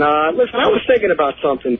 I'm 24, and basically my whole life, I've been hearing about from the older generation how, there's no pride in our country left, and everyone was saying because, during my grandparents' generation, they had World War II to rally around, and my parents had the Vietnam War to rally around, and we basically had nothing, we kept on hearing about it, and now we got this thing, and if there's one thing, one good thing that can come out of this, it's just like a renewal of pride and love for our country that we really needed, I think, at this point. All right, Tom. I mean, it's basically terrible the way things have been going the past 15 years, and it's tough that something like this had to bring it all together. All right, see you later. See you later, buddy. 877-692-1027. It's the Ron and Fez show. Here's Mike. Mike, you're on Ron and Fez. Hello, Mike. Yeah, hey. Hey, buddy. I'm driving home to Boston. Boston's feeling this pretty hard, too. And, Boston going through a tough time knowing that those terrorists were actually based out of there and used that the airport. fact that they were in our town, it's too much. Yeah.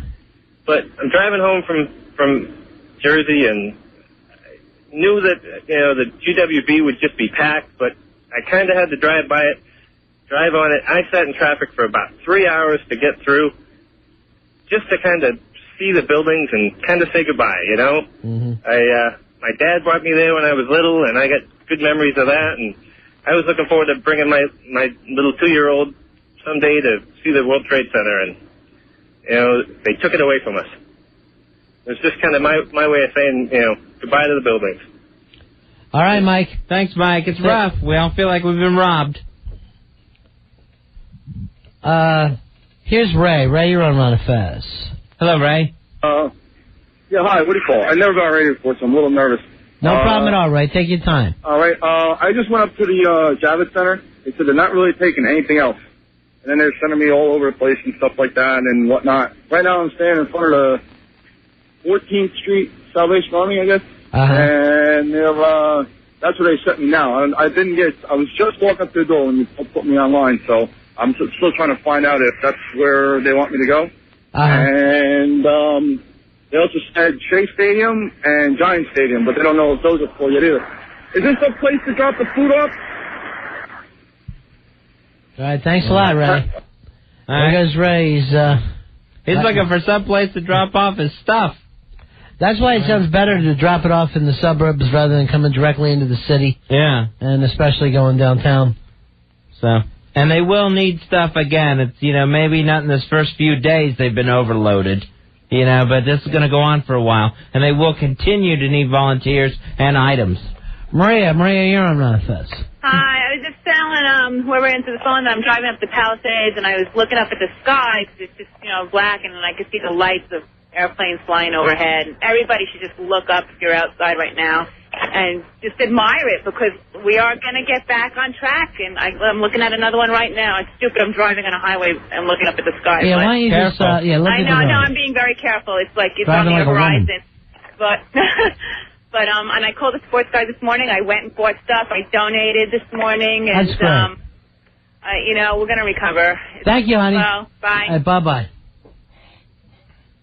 877-692-1027, 102.7 WNEW. It's the Ron and Fez show. Still not back to doing the kind of shows we used to do in the past here. We're just opening up the phone lines, talking to people, letting them... come up with ideas or places to help out. Whatever they need to talk about. Or if you just want to vent a little bit, yeah. And we're going to be here till midnight tonight. They're going to keep us on for another hour. Eddie, you're on Ron and Fez. Hey, Eddie. Hey, Ron and Fez, how you doing? Yeah. First-time caller. I'm on my way home now. I left the dig site a little while ago. We spent the day, searching for survivors and bodies. And what some of the callers were saying is true. It's utter devastation. I haven't seen anything like it in my life. And I just wanted to point out that the civilians in the different neighborhoods have been very, very supportive. Each time you drive down there, they're calling us heroes, saying thank you. And the truck where I'm working out of is the same new neighborhood where the Giallo shooting took place. And today the neighbors had an hour vigil, candlelight vigil in front of our truck, and they all brought candles, dropped off candles and stuff for the guys that work there. And I just want to say thank you. It's very, very supportive. Eddie, I guess it's a new start for all of us. It's up to us on how we're going to handle this thing. Well, that'd be nice. It's a good time to all pull together now and try and stay that way. Thanks a lot, my friend. Thank you. Bless you. Be careful out there. Take care, Eddie. Here's Kate. Kate, you're on Ron and Fez. Hi, Kate. Hey, you guys. Hey. I just, I'm not calling to say anything any different than anybody else is saying, but, my brother's in the Air Force, and he's a pilot, and, he can't really tell us too much. He's a pilot, but he's also in intelligence, and it's just real emotional, and, I'm worried about him, but I just want to say, I'm really proud of everybody. I go to a community college in New Jersey, and, you see kids with American flags on their car, and I just think it's really great. You know what I mean? You never really see that around. You don't usually see kids with American flags, and I just think everything's great. And I'm driving around my town, and you see candles lit everywhere, and I just feel so bad for everybody. And I just, my heart goes out to everybody. And that's really just basically all that I have to say. Thank you, sweetie. Thank you. All right, bye-bye. Bye-bye. And I love you guys. You guys are great. Thanks, Kate. You're great. And Thank you. And if there's anything to make us feel any better this week, it's that beautiful outpouring of affection that people are having for each other and everything going on for everyone that's trying to get us through this. Yeah, I mean, you hear so many sad stories, but everybody is just so supportive of everybody else, and it's just fantastic. I just think it's, the worst brings out the best in people, but everybody's coming together and really helping out everybody else. I mean, I knew a girl in my class, and today the kid came in, he goes, in the middle of our class, he goes, the World Trade Center was just hit by an airplane, and we were all like freaking out, but this girl sitting next to me goes, my dad works in the World Trade Center for the FBI, and I felt so bad for her, but, she's lucky. She waited all day and all night, and she got home, and her father walked in the door, and she said she just started crying, and it was just, I felt so good for her, but I just feel so bad for everybody else, But, but thank you, guys. Thank you very much. All right, Kate. Thank you. Bye-bye. All righty. Bye-bye. Thanks for calling, 877-692-1027. Scott, you're on with Ron and Fez. How you doing there tonight, Scott? Good. My uncle is a lieutenant in the New York Fire Department, and he's probably down there right now. I told him a couple of days ago about the whole situation, and, I saw everything that was going on television, but I really wanted to get a first-hand account of what was going on. And he said that, first of all, you said that it cannot be explained by words unless you were there. He also said that the entire upper echelon of the New York Fire Department is gone, is dead, because since it was a crisis situation, those guys were down there first, and they were just completely obliterated. Not all of them, of course, but the majority of them. He also said that a lot of fire engine company captains are basically, while they're working together, they're basically, acting upon themselves because they have no upper tier kind of command system. He said that his company was lucky. Now, he said this saying that only one of his company was dead. And as all New York knows, if one fireman dies in a situation, we mourn. And it put it all in context, because he said that, we were lucky because we only lost one guy. But if one guy dies, it's always, a huge situation.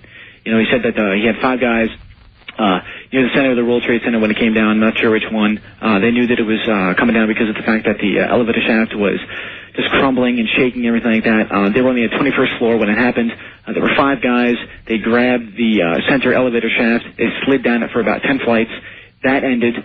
They grabbed, the story is still unclear, but they grabbed like silk type of drapes. They slid down those, and the impact of the blast, the force of it, blew them outside the windows of the lower levels of the World Trade Center. And there were 5 guys, of course, and the one guy that they lost was just the one guy that they turned around and saw, and he just disappeared. And it's like, it's one thing to see on television, as everybody knows, but it's another thing to hear it from somebody himself. as to what has gone on. And I just wanted to tell my story. And my sister works at the New York Stock Exchange, and she's a very strong girl. She has her brother-in-law, Anthony. They both live on Staten Island, and they said that when the first plane hit, they evacuated the New York Stock Exchange. They walked down to the Staten Island ferry because they live on Staten Island. They would not let people on at first. When the first tower came down, they were like, "The heck with it, we're getting on." And they made them put life preservers on. And my sister and my brother-in-law live right next to the Verrazano Bridge, and all they have to do is look out from their apartment and their house, and they see what's going on down there. And I know my sister, a very tough girl, but she's very apprehensive to going back to work on Monday. And every personal story, there's thousands and thousands of them. Yeah, millions of them, my friend. Every story is important, and everyone should be told. All right, and I thank you for this opportunity to say mine. Thank you, Scott. Bye. As if the footage wasn't horrible enough, now in the past few days, we've heard all these stories of how actually graphic and devastating it was for individuals. Here's Sean. Sean, you're on Run Fez. Hey, Sean. Yeah. Hello? Yeah, what can we do for you? I just wanted to say thanks for doing a good job all week, you and the whole station. I think it's really cool how you've just been letting people call in. I'd like to thank everybody that's volunteering. I can relate to that girl that goes to FIT, living in Jersey. I go to school in the city, take the bus, Lincoln Tunnel. I'm just more worried about some guy bringing a suitcase on a bus because they really don't check anything at all. There's no security. Also, another point, I grew up in Jersey my whole life, never went to the top of the Trade Center, just always thought it was going to be there, something I'd get around to. Now it's gone. Thank you, my friend. That's it. Thanks a lot, guys. Thank you for the call, Sean. Here is Joseph. Joseph, you're on Rana Fez. Hey, Joseph. How you doing? I mean, I can't explain what I'm feeling, but what I do want to know is, and what disturbs me the most about this whole situation is, why the middle-class people right now are, like my wife yesterday, or this morning, donated money to the Red Cross. Where's Donald Trump and Tommy Hilfiger and Fruit of the Loom? Where are all these people that made their money on the backbone of Manhattan? Why aren't they there? Why isn't Donald Trump there taking care of where he made all his money on real estate? I saw Donald Trump there. You seen him down there? Yeah. Okay, because I didn't hear anything about that. I think there's a real situation here to not try to celebrity this thing or try not to capitalize on it. I mean, you're not looking at Michael Bloomberg or any of the guys that are running for mayor on the Democratic side. Where's like Fruit of the? Why isn't like Fruit of the Loom? I have no idea what all those people are doing, but I think what they're trying to do is to not hop on TV and find out what Jennifer Aniston thinks about the blast, and you know what I mean. It's just, and if they did, those same people will get criticized for taking advantage. Well, I could understand it, but what about like they need gloves now? All right, I mean, we're out trying to get it whatever we can. I have here's what I'm saying to you, Joseph. Before you get mad, I have no idea what anybody else is doing. No, I understand, but like, has Home Depot called? I mean, where's Home Depot with the gloves? I mean, well, we don't know if Home Depot has donated anything or not. Maybe they have. I understand. For these $1 million companies that have to have people go get this stuff for them when we go to their stores every day and they make money off of us. Well, we know GE's donated $10 million. It's right, the money, but right now we need to save people. And we need, these people are down there needing T-shirts. It's cold out. It's raining. All right, thank you, Joseph. Right. 877-692-1027. Here's Jamie. Jamie, you're on Ron and Fez. Hi, Jamie. Hi, can you hear me? I'm on a cell phone. Sure, hon. Yeah, we can hear you. Go ahead. I'm driving actually down to Pennsylvania right now. I have to go to a bridal shower tomorrow. And I can tell you that I really wasn't in the mood to go. You know, I haven't lived in New York my whole life like some people, but I've been here long enough that this is awful. Obviously, I know someone who was down there. Everyone does. And I guess my whole point was just, I want to thank you guys. And, you know, I know you told people not to thank you or anything, but driving down, you know, I can't bear listening to the constant news reports and seeing the crashes on television, and I think that what you guys are doing is what people really need right now, just having an open forum. And I can tell you that I just think it's great, and I appreciate it, and I appreciate all the volunteers and everybody who's doing everything they can. I think what they're doing is amazing. Thank you so much, honey. You going to that bridal? Are you going to that bridal shower? I'm on my way there. I've known her since I was 4 months old, and she was 2 months old, so I could not go and be there for her. Well, why don't everybody just try to have a nice time tonight, okay? Thanks. My love goes out to everybody. Take a little time out from it tonight. Thanks. All right, bye-bye. 877-692-1027. Here's Brenda. Brenda, you're on the Ron and Fez show. What's up? Hi, Brenda. What can we do for you tonight? Turn your radio down, honey. Yes, I just wanted to say, hi, I just wanted to say that my father, hello? Yeah. I just wanted to say that my father-in-law works for New York City Transit Authority, and he's a descendant, and as soon as this situation happened, he happened to be at home, and we just all cry. We didn't know what to do, what to say. Everybody got called to work also over at the ruins of the World Trade Center. And, when I go out on the street and everything, actually to the school that I go to, and everybody knows that my husband is from Pakistan, I have had incidents where people throw chairs and they say nasty things to me. I'm Puerto Rican myself, married to a Pakistani guy, and I have little kids. I have a 5-year-old, and, an adult went up to her and said, you know what, you're Arabic, you're stupid Arabic, you did it, I should kill you, to my 5-year-old.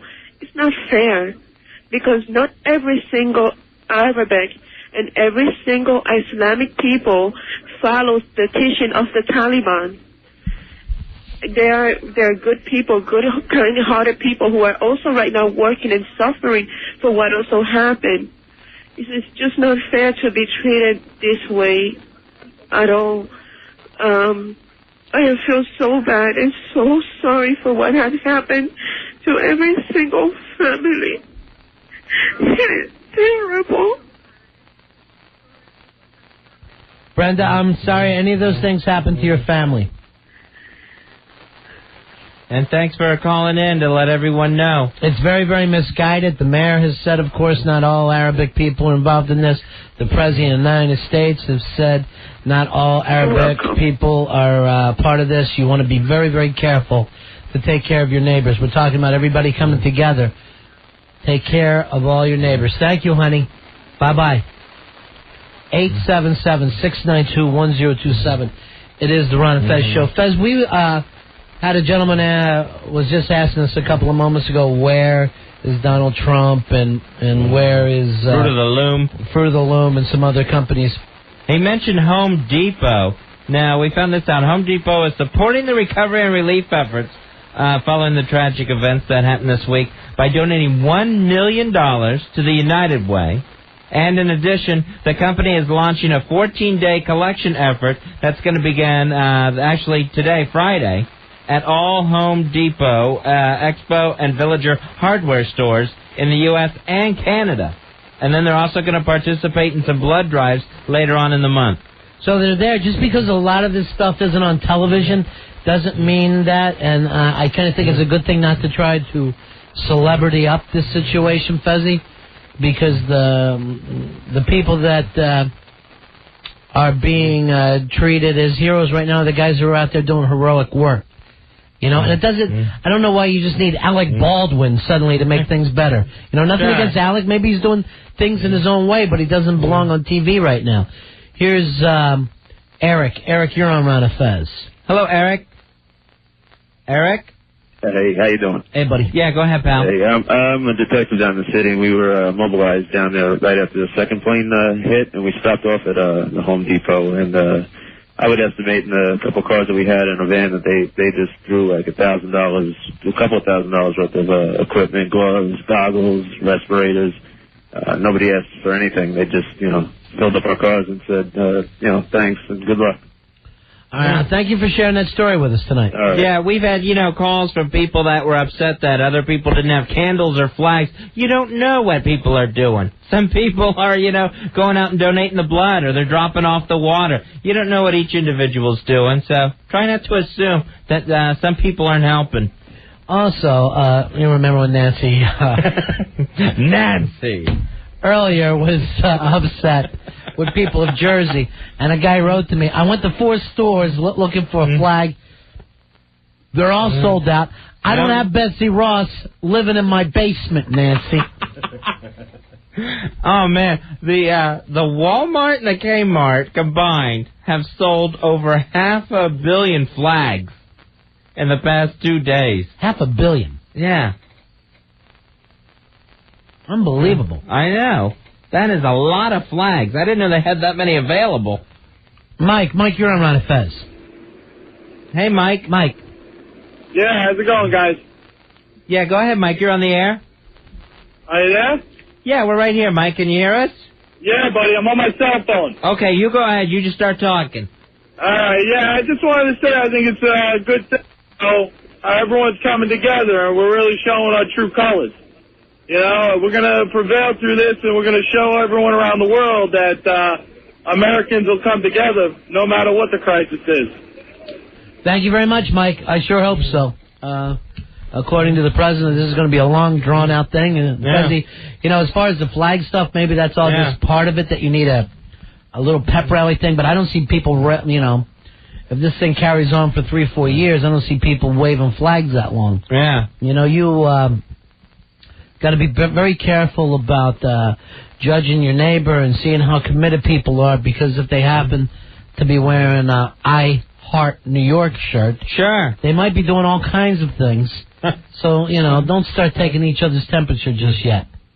It will be interesting to see how this country reacts over the long haul. Are we going to rebuild New York? Right. Are we going to do something about terrorism finally? Are we going to be able to stick to that commitment? Are the Republicans and Democrats going to be able to work as closely as they are now? I want to think yes to all of that. Let's hope so. 877-692-1027. Chris, you're on Ron and Fez. Hey, fellas, how you doing? Hey, buddy. Miss you in the middays. Big ass 1263. All right. Just a small ironic twist. Another fellow was talking about the fire department. Rescue 1 in Manhattan. There's 4 rescue companies in 4 of the boroughs. At the time the accident happened, only 6 guys on the tour. The second tour was there, so all 12 went. Unfortunately, nobody came back. All 12 are gone. Oh, my God. Just awful. God bless, and God bless you guys, okay? God bless you, my friend. Thank you, Chris. Bye-bye. Mike, you're on Ron and Fez. Hey, Mike. Hey, how are you? What can we do for you this evening? I just wanted to let you guys know that, the work is very tough down there, and we have a lot. We have, anything that you need is down there. There's socks, there's underwear, there's food, and thousands of people that are dishing it out. This is one time that New York came together as a whole, and we're doing the best we can. You have a couple people that are on the air, and they're saying that, where all the big corporations. Home Depot has come through, like you wouldn't believe. We had anything that we needed. We had flashlights, gloves, shovels, generators. Basically, whatever we needed, we had. And it's just unbelievable. Food, McDonald's has, portable booths set up that you could walk up and get whatever you need. Coca-Cola, Burger King, whatever you want. It's amazing. Yeah, people are out there. They are helping. And just because you don't see it advertised that, hey, we're here helping, don't think that people aren't. Thank you so much, Mike. Yep. All right, sit. 877-692-1027. And the other thing that people are talking about, these big corporations. Well, I mean, you look at that. Everybody in those corporations is us.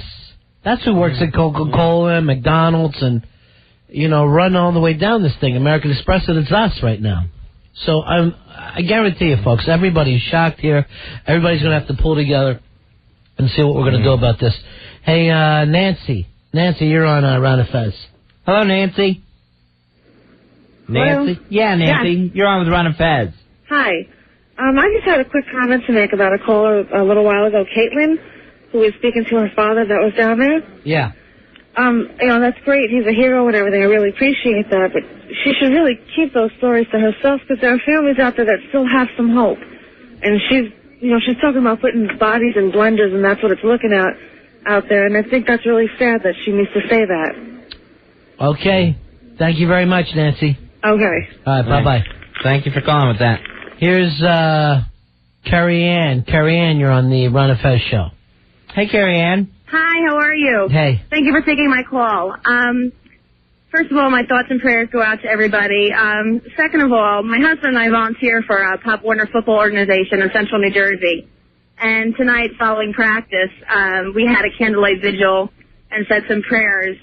At that point, I was just really crying, and a little 5-year-old girl rubbed my arm and told me, Coach Carrie Ann, it's going to be okay.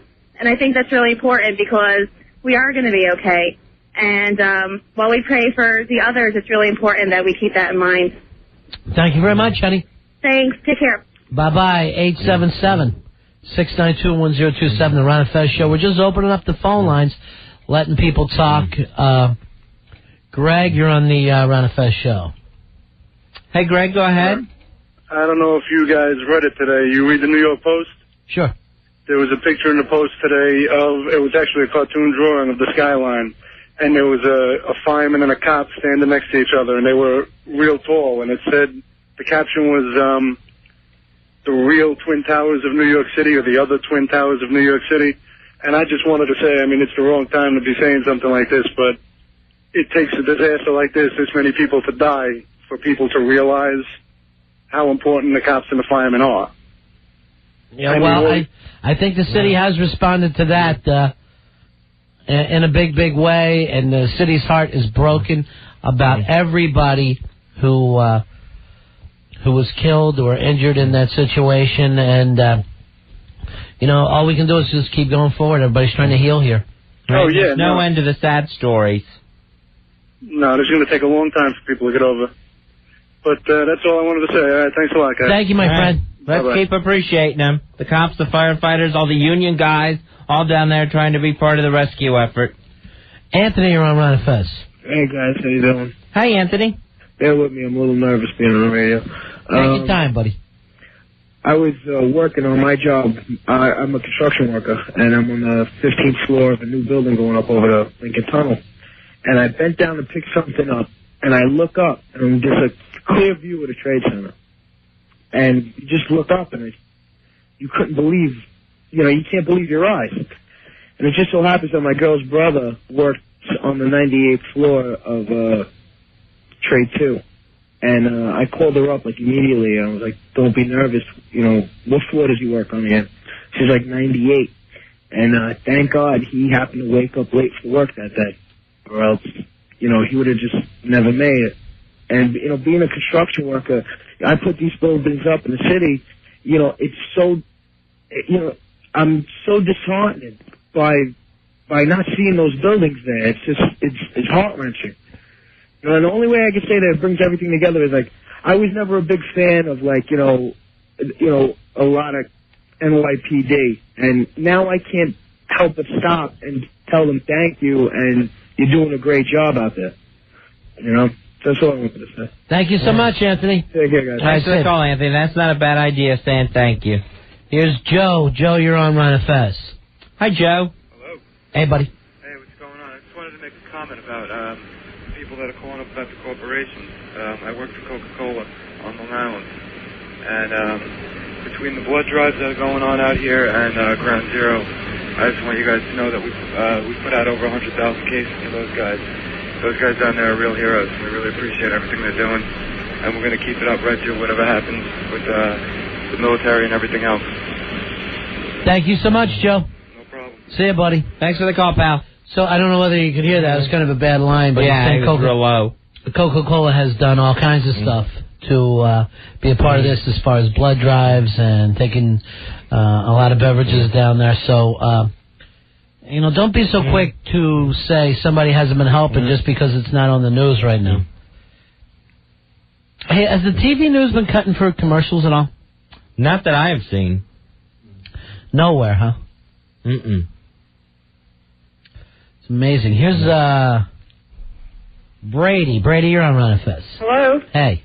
Hi. Hi. I was down at the Javits Center today, and I live in Westchester in Scarsdale, and I have an extra bedroom, an extra bathroom, and I was down there today, and there were people construction workers who had driven, from Delaware, from Ohio, from all kinds of places, and they were sleeping in their cars.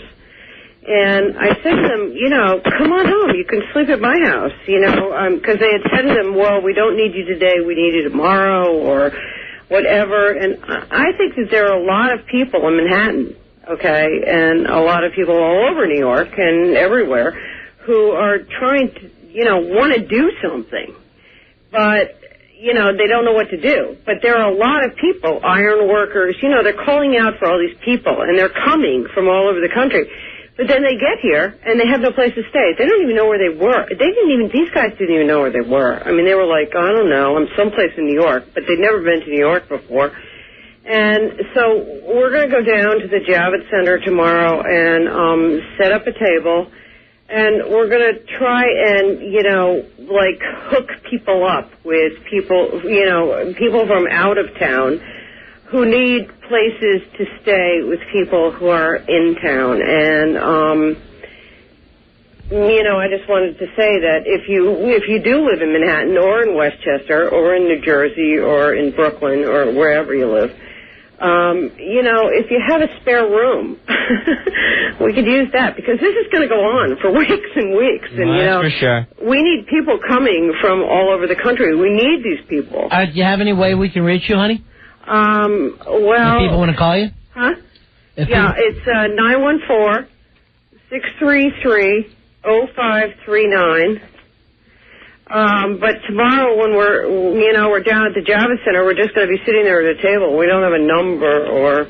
Okay, well, I'm going to put you really back anything. on... I wish I could get a number. All right, hold on. I'm going to put you back on with Al. Okay. And maybe it's something we could help you with, okay? Oh, great. That'd be great. Because that's another way to help that, a lot of people probably didn't consider. 877-692-1027. Here's Keith. Keith, you're on the Ron and Fez show. Hey, Keith. Hey, guys. Want to talk. We got to seriously consider something here.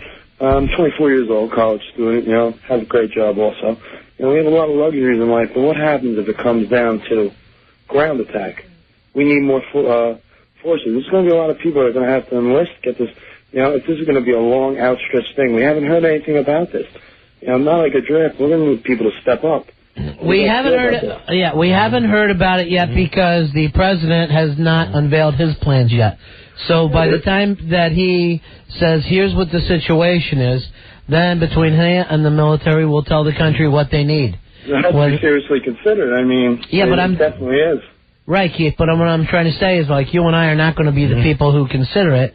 That will be up to the military about how they're going to need people and what they're going to need people to do. So I'll tell you one thing. Luxury cars and nice clothes, it doesn't mean anything. I'll throw in the fatigues in a second.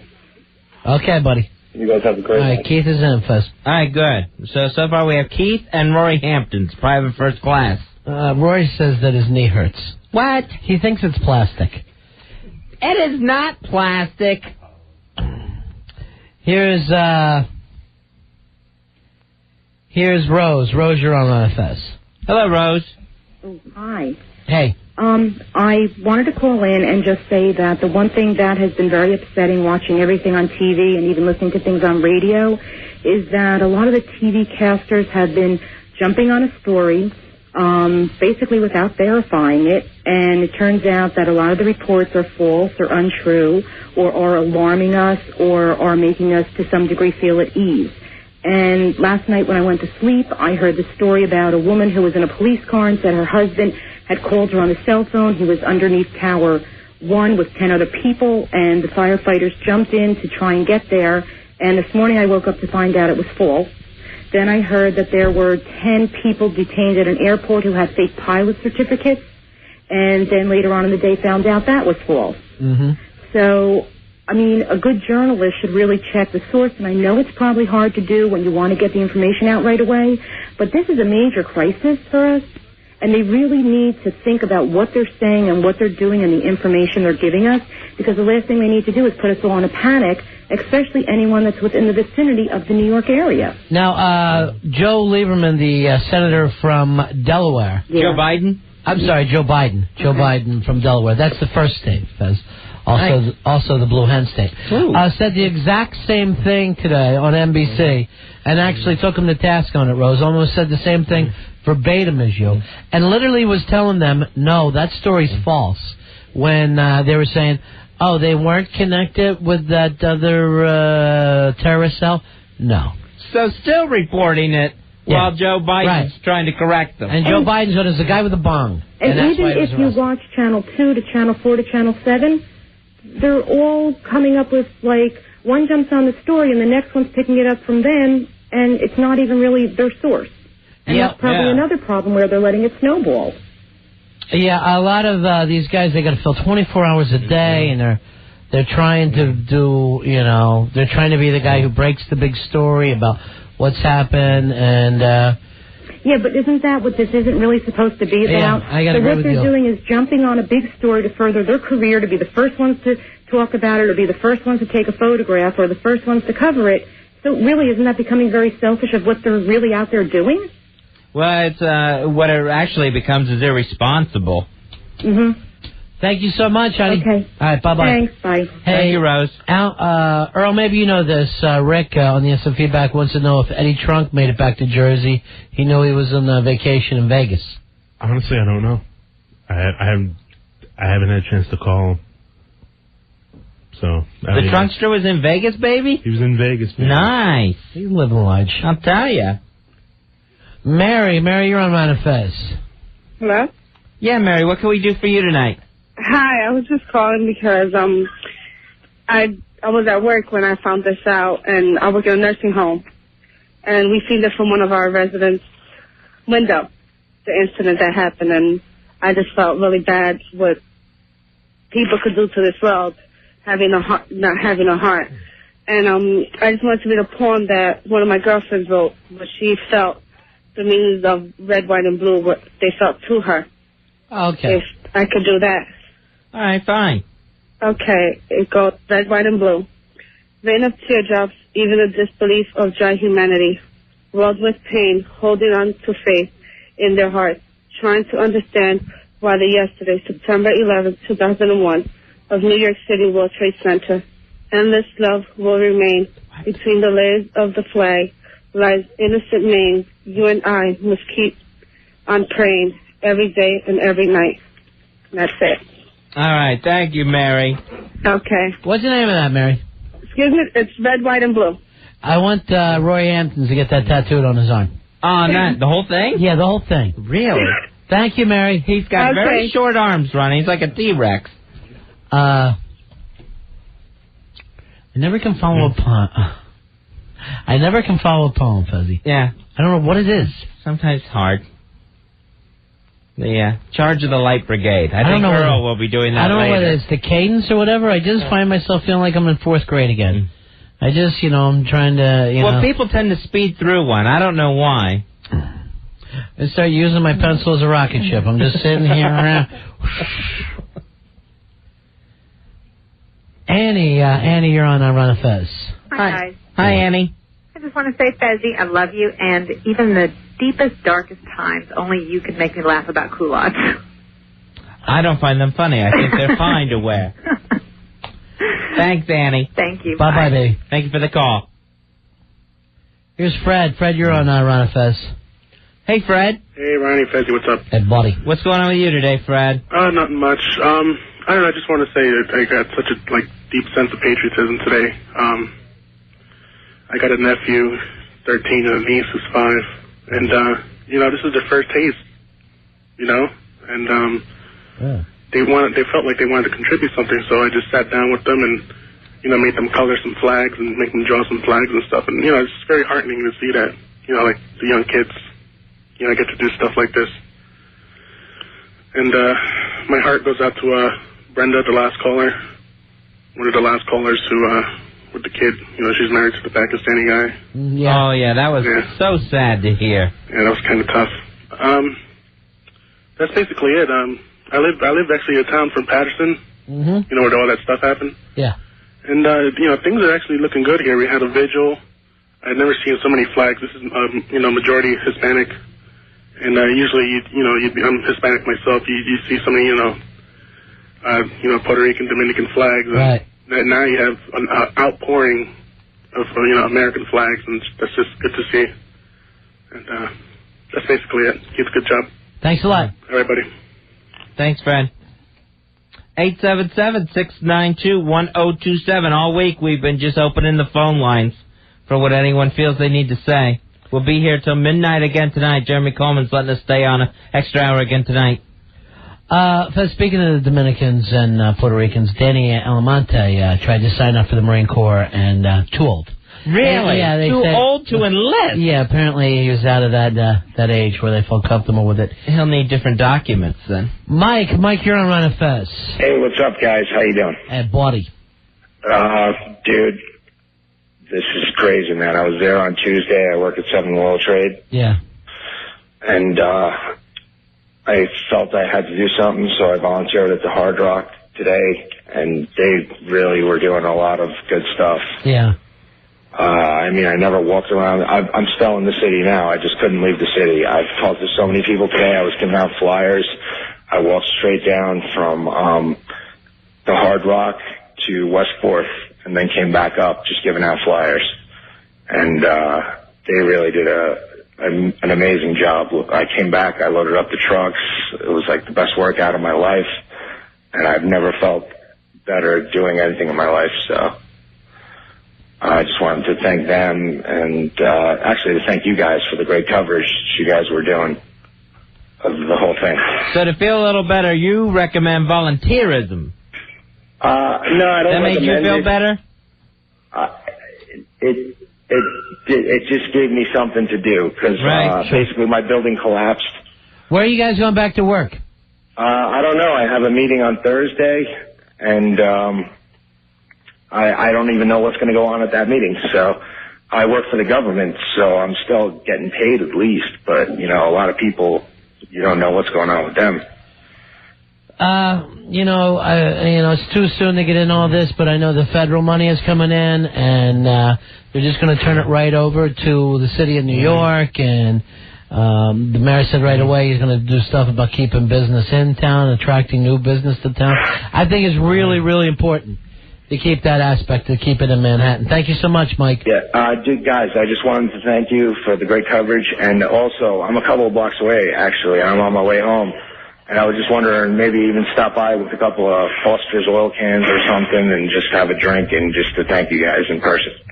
You got to run it through downstairs, though. I'm going to put you on hold and let you talk to Al, because this building, too, is all worried about security now. Yeah. We used to have the normal open-door policy. Yeah. But tonight, the guy, or it was last night, the guy carded Fez. I've been knowing him all this time. He's the same guy we walk past every night, and he just gave chase to me. I didn't even think he was talking to me last night. Well, he said to me, Ron, who's the freak? And I go, freak? And he goes, that strange-looking guy. I go, Fez? And I said, I'm Fezzy, you know me. All right, thanks, Mike. All right. Yeah, we're all getting carded. No, I didn't. Earl, did you get carded? You don't get carded because you don't carry your card. Yes, I did. Did you? How about the Hawk? Yep, they got me too. Is that right? Not me. I guess the big personalities are just let straight through. I think I was told, is he with you? I don't think me or Bob Hope got carded. Where was Bob Hope here? Oh, earlier. You were sleeping. Wake me. If Bob Hope comes by, wake me. Here, Oscar. Oscar, you're on Ironic Face. Hey, Oscar. Hey, boys. How you doing? Hey, buddy. Yeah, what do you call it? What I want to say to, everybody was, everybody right now, a lot of people are angry, and, they want to go down and start bombing and so forth and the other. And, right now, our government and for ourselves right here, our first priority is to get all those people down in the World Trade to get that all cleaned up. Make sure that everybody's accounted for and so forth. I don't know that priority, neither do you, Oscar. It's up to the President of the United States. Well, I know, but I'm saying, people, should definitely be patient because right now, that's our first priority. And then once that gets done, then from there, like you said, to just follow, whatever our government decides to do. And then the other thing being that, that you guys have been great through all this, the whole NEW family. Right. And, it's great to listen to you guys and so forth, because not only can we keep with the news and know what's happening as it's happening, but not just be bombarded like the way you watch TV and just see the same sad things over and over, I mean, it's literally, this is all that we know how to do. Normally we'd be doing a comedy show. Yeah, but you guys do it great. Unlike some of those other jocks that all they know how to do is just throw on a record and so forth. They're like trained monkeys. You guys, from, all this stuff that some people They aren't like trained monkeys. They're actually trained monkeys. Oh, yeah. That's excellent. That's why they're not able to talk. There's some seals also that work in that business. Yeah, I thank you so much, Oscar. You got it, boys. And I think everybody here, with the exception of Fez, has really, really gotten behind the... What do you mean? I'm here. Me and security are worried about you. Security's out of control. Fez, Al tells me that Eddie Trunk never got back from Las Vegas. Oh, okay. He lost his ass out there long before any of this. But no, he cashed in his plane ticket. So no show tomorrow. No Eddie Trunk show tomorrow night. Right. Maybe, Earl. And somehow step up. No, yeah. The funny thing was, he was supposed to start the Friday night show tonight. Yeah. Right. And well, I heard that he lost $20,000 just in Keno. Yeah. So that's a problem. Eddie's got a problem. Yeah. Do we know what hotel he's staying at? I'd love to give him a call. I don't know, but I have his cell number. That might be on. Yeah, see if he wants to go on with us. Sure. That could be something you're doing, Earl, instead of, just holding up... mean notes. Yeah, porno notes about whatever you want to write. He puts a what rhymes with labia note in front of me when I'm trying to do my show. Well, you're trying to talk to someone about what's going on in their life. Here's Al. Al, you're on the Ron and Fez show. Al. You. Yeah, go ahead. Al. Yes, my friend. Yeah, Highway Patrol, New York City. How are you? Cool in the gang.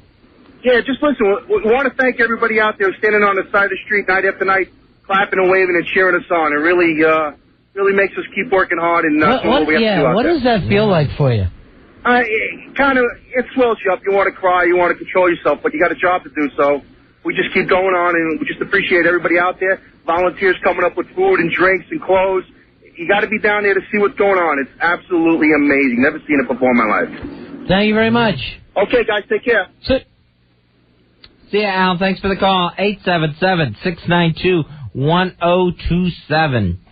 Here is Luke. Luke, you're on Ron and Fez. Go ahead, Luke. Luke. Hello. Yeah.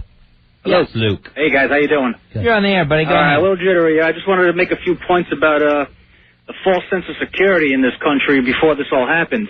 You have people walking around thinking, we were untouchable and stuff like that, that things like this don't happen.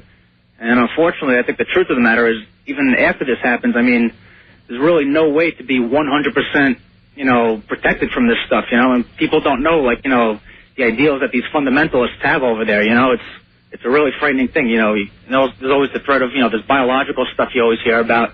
God forbid something like that ever goes down. Yeah.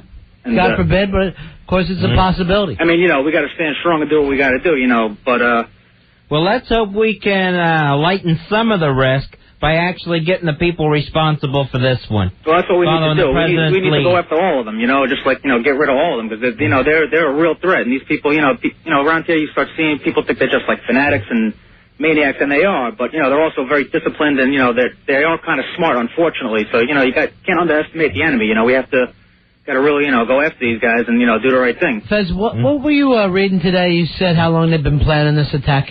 I had heard one report that said this could have been in the works for as many as 5 years, with getting people into the country, and then, of course, the flight school training that we're learning more and more about each day. Right, and you got to think, these guys did this stuff with, almost literally nowhere near the technology we have. It was basically box cutters, and they stole some of our planes. God forbid, imagine, these guys get together. You got to also wonder about the problems in the Soviet Union, the former Soviet Union and China and stuff like that. They got nuclear arms over there. They're hurting for money. You don't know if they're going to go sell this stuff, and, right. God forbid any of this stuff happens. Yeah. Before I go, I just want to say one more thing. I know everyone's thanking you guys for, doing your coverage and everything. And like you guys said last night, you're not really doing anything, but one thing I definitely appreciate, guys like you and O&A, even Don and Mike, is, the flat-out honesty that you guys have, been coming across with. That's something to be said for that, and I definitely appreciate that.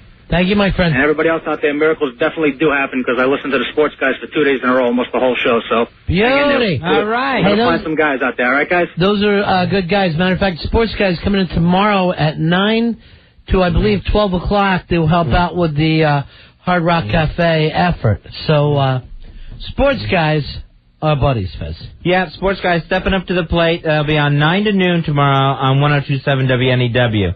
And then Buzz Burbank from the Donna Mike Show will take over some coverage from there. Here is Roger. Roger, you're on Fez. Hello? Turn your radio down, Roger. Turn the radio down.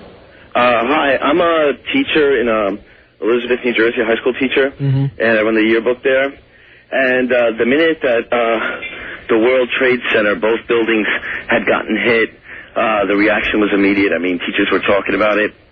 And on a personal note. Really? Yeah. Teachers started talking about it right away. Not the students, but amongst themselves. Really? Yeah. Oh. We didn't share it with the students right away. We weren't sure how they were going to react. And I went to school in New York. I grew up in Manhattan, so on a personal note, just the buildings themselves, that was devastating. Yeah. But the kids have been amazing. I was invited today to go by and donate at a vigil, water, and they want to send gloves. And we have kids from, all over the planet, really. And like someone had said earlier, I'm used to seeing flags of a lot of different countries, and everything is the American flag. And all the kids, even they've been here maybe just for 2 years, a year, a couple of months, they all really have reacted really strongly to it. So I've been really impressed by that, and it's everywhere. I mean, you see it all over the place. Tonight I look out my window, there's candles in all the windows. People, just the way that they're walking around seems different. I mean, I've never seen anything like this before, I guess nobody has. Thank you very much, Roger. All right, thanks a lot. See you, buddy. Keep taking care of the kids. All right, thank you. Mike is on. Here's Mike. You're on the Ron and Fez show. Hello, Mike. Hey, what's going on, man? I just want to tell all the firefighters in the city, man, they're doing a fantastic job. Police officers, volunteers, everybody. It's great. It makes me proud to be American. And I also want to say, the pessimistic people in the country, I was on the internet the other day, people were saying you deserve. It makes me sick. It's disgusting. The fact that the people are showing pride in their country and coming to it when it's in need is a fantastic thing. And I just want to, tell everybody they're doing a fantastic job and to keep going. And a personal friend of mine is a firefighter in the city, and I just think it's fantastic. The guy hasn't seen his family in almost 4 days now. It's going on, and he just keeps going, and I'm sure everybody's going through it, and I just think it's wonderful that people come to the country's aid when it's needed. Thank you very much. Heroes, baby.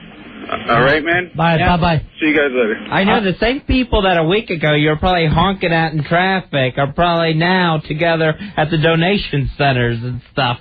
Well, Fez, something like this reminds us how much we have in common. Yeah. Here's something, because people want to help. They keep asking us, I want to help. People are saying, I feel helpless. I don't know what to do. Here's an instant feedback, Fezzy, from Gwen. She says she's a physician working at the site, at the World Trade Center site. Needs people to do this. Franklin Square Fire Department will be accepting any donations to support the canine units. These dogs ID living patients and, even cadavers, and there's a bomb detection group there. There's a great need for dog food and any veterinary supplies. Anyone interested in donating, please drop off items to the Franklin Square Fire Department Saturday, that's tomorrow morning, between 10 a.m. and 7 p.m. That's at 841 Liberty Place, Franklin Square, Long Island. Okay. All right, so here we go. You want to help out, especially a lot of you people that have pets and can help out with dog food or any kind of vet supplies. It's the Franklin Square Fire Department between 10 a.m. and 7 p.m., Liberty Place, 841 Liberty Place, Franklin Square, Long Island. They need the dog chow for all the dogs that are working throughout this thing. They don't know what they do without those dogs, as a matter of fact. Those dogs help a lot. Here's Porsche. Porsche, you're on Ron and Fez. Hey, Porsche. Hi, this is Portia. Hey, Portia. I'm sorry. Hi, Ron and Fez. How are you guys doing? Cool in the gizmo. Hello, can you hear me? I'm on a cell phone. Yes. Yeah, you're on the air. Go ahead, Portia. I just simply wanted to say that I'm really proud right now to be a New Yorker under the leadership and guidance of Mayor Giuliani. I think he's done a phenomenal job. But his press conferences, he's covered all the basics. He's addressing issues that all of us are concerned about, the air quality, the health and concern and exhaustion of the rescue worker. And I just think he's handling himself in a phenomenal way. It's absolutely fantastic. Hats off to him. He's good. He can't be shaken throughout this crisis. And then also, I just wanted to say, I know people are concerned about what they can do to contribute, the donations and whatnot. People can also get online and write letters to the news stations if they're concerned about what's being disclosed, the information or the misinformation. Get online and write letters. They have websites. They have email addresses. You know, we are people hooked into technology right now, and we can certainly reach out and let our voice be heard. All right. Thank you very much. Thank you. You know, Portia. Al, she came up with a great idea there, Al. We probably need to be working on a lot of the different websites that people can help with. Here is Dan. Dan, you're on Ron and Fez. Hey, Dan. Hi, how you doing, guys? I'm a little bit exhausted. I've been working I don't know how many hours in the last couple of days. I just had a couple of comments. I haven't been listening to the show, so I hope I'm not being repetitive. I've been at work. Don't worry about it, even if you are, my friend. Okay. The couple of things I wanted to say. First of all, as far as the interviews go, every time I have a chance to watch the news, it seems like it's out-of-towners are giving interviews with the media. And first of all, I don't like the things they're saying about what they're seeing there, because that, I don't even know how to explain it, but it's really not for people to even hear. Right, I understand. People who have people missing, it's just unbelievable, and they don't want to hear those things. The other thing is, with the volunteers, they're actually turning people away now because they have so many. But the winter is coming, and you hope that the same people that are out there now will be out there when it's 20 degrees out, you know what I mean? So maybe something people could do is maybe make a list at work, and, if you work in a large corporation, work in shifts, like you would take one day a month, and at least they could set up some type of system where there would be coverage when it's freezing cold and people need coffee, hot chocolate, tea, things like that, because this is not going to be done in a month or 2 months or even close to that amount of time. So it's just something to consider, because everything that's being donated, it doesn't matter what the overabundance looks like, it's all going to be used. They're going to need everything that's there, and they need even more. So keep it coming, but just remember, in the months to come, don't let your guard down, like you said. Are people going to stay up with this, the flag waving and things like that? It's very important that people do keep it up, and it means a lot to the guys that are in there. So, thank you very much, Dan. Appreciate your time. Appreciate everything you're doing for us, too, buddy. Thank you. Yeah, it'll all be needed down the line. The people that tried to all run out and donate blood, which was great, and a lot of them got turned away. Trust me, that blood gets needed year-round. Well, especially if we go into this and it becomes a full-fledged war, Fezzy. Mm-hmm. Yep. Then we're in it for the long haul. Here's Glenn. Glenn, you're on Ron and Fez. Hey, Glenn. Gentlemen, how you doing? What can we do for you tonight, Glenn? One thing is, the one thing I've been hearing throughout the last 4 days is the need of coffee. Since this is going on, no one's been advertising on commercials on the radio or anything. I think if Dunkin' Donuts or Starbucks were to step up, that would be the best advertisement in the last 4 days. It would be bigger than the Super Bowl advertisement. Glenn, I tell you the truth, I don't know. Maybe those people have. We went through this earlier between, just because you don't see Coca-Cola and McDonald's on TV, it doesn't mean that they're not running down there. So I have no idea. Maybe they're doing wonderful stuff. Right. I surely don't want to, judge. I'll send them out a bunch of Planet Java. One more thing, gentlemen. Right now, our freedom is on recess, I believe. Mm-hmm. I believe we're just taking a step back, and what this is going to do is going to make us appreciate it more when this is all said and done. Thank you, Glenn. I sure hope so, my friend. Sit. Take care. Yeah, we had a call earlier. The guy was mentioning companies by name. One of them was Home Depot. He goes, what were they doing? And then it turns out they did a massive effort and a huge donation to the United Way. Plus, they're doing collection efforts, and in the weeks to come, they're going to start doing blood drives at their stores. Here's Richard. Richard, you're on the Ron and Fez show. Hello? Yeah. Hey, guys. Hey, Richard. Hey, listen, I just wanted to acknowledge the people in the financial industry who are busting their humps to get this right. It's a real important thing for our country, especially with what we're about to do. And a lot of these companies, they lost, I don't have exact numbers, but they lost a majority of their people or entire branch offices, and they're busting their hump. And I also want to acknowledge those people, those spouses that are waiting at home for the missing people, and the odds aren't good. And a friend of mine is missing as well. If I could just mention his name, I'd appreciate that. Sure, go ahead. Thank you. His name's Noel Foster, and I'm a college buddy of his. And that's it. I really appreciate what you're doing. Thank you very much. Thanks, buddy. Fez, good luck. As a show of support, because the guy's saying, what about Starbucks? Right. Starbucks Cares is I guess their arm of Starbucks company that is involved in their charity work. Starbucks Coffee Company has made a $1 million donation to the September 11th fund. Yeah, they've put that together through the New York Community Trust and the United Way to help the victims. So there you go. Don't worry about counting on what your neighbors are doing. People are stepping up. A lot of these big companies are stepping up. So, it's true. You're not hearing about it. So, don't go ahead and think that nobody's helping when it comes to the corporations. But if all of a sudden Starbucks ran a spot that said, we've given $1 million, right. Go, who the F are you right. to sit and say, so please. Please. These are all Americans. Starbucks, they're Americans. They're there for us like all of us are right now. You got to be a little careful about finger pointing. Rory, Semper Fi, my friend. There he is. 877-692-1027. That's our... When's he leaving for the front? I don't know yet. There's our front? Not yet, but I'd like for him to get on his way. Frank, you're on Ron and Fez. Hey, Frank. Hi, how you doing? There's one thing I want to say. From listening to all this, I find it a horrible thing what happened. But the only thing that I can possibly see that's possibly good out of this is seeing that everyone together, especially New Yorkers, kind of working together to help each other out. That kind of renews my faith in humanity in general. And I think it's just a wonderful thing. Thank you very much. Take care. Sit. Here's Kevin. Kevin, you're on Ron and Fez. Hello, Kevin. We have finest food, equipment. We already did this bit earlier. We've already had General Patton on. Yeah. Here's Don. Don, you're on Ron and Fez. Hello, Don.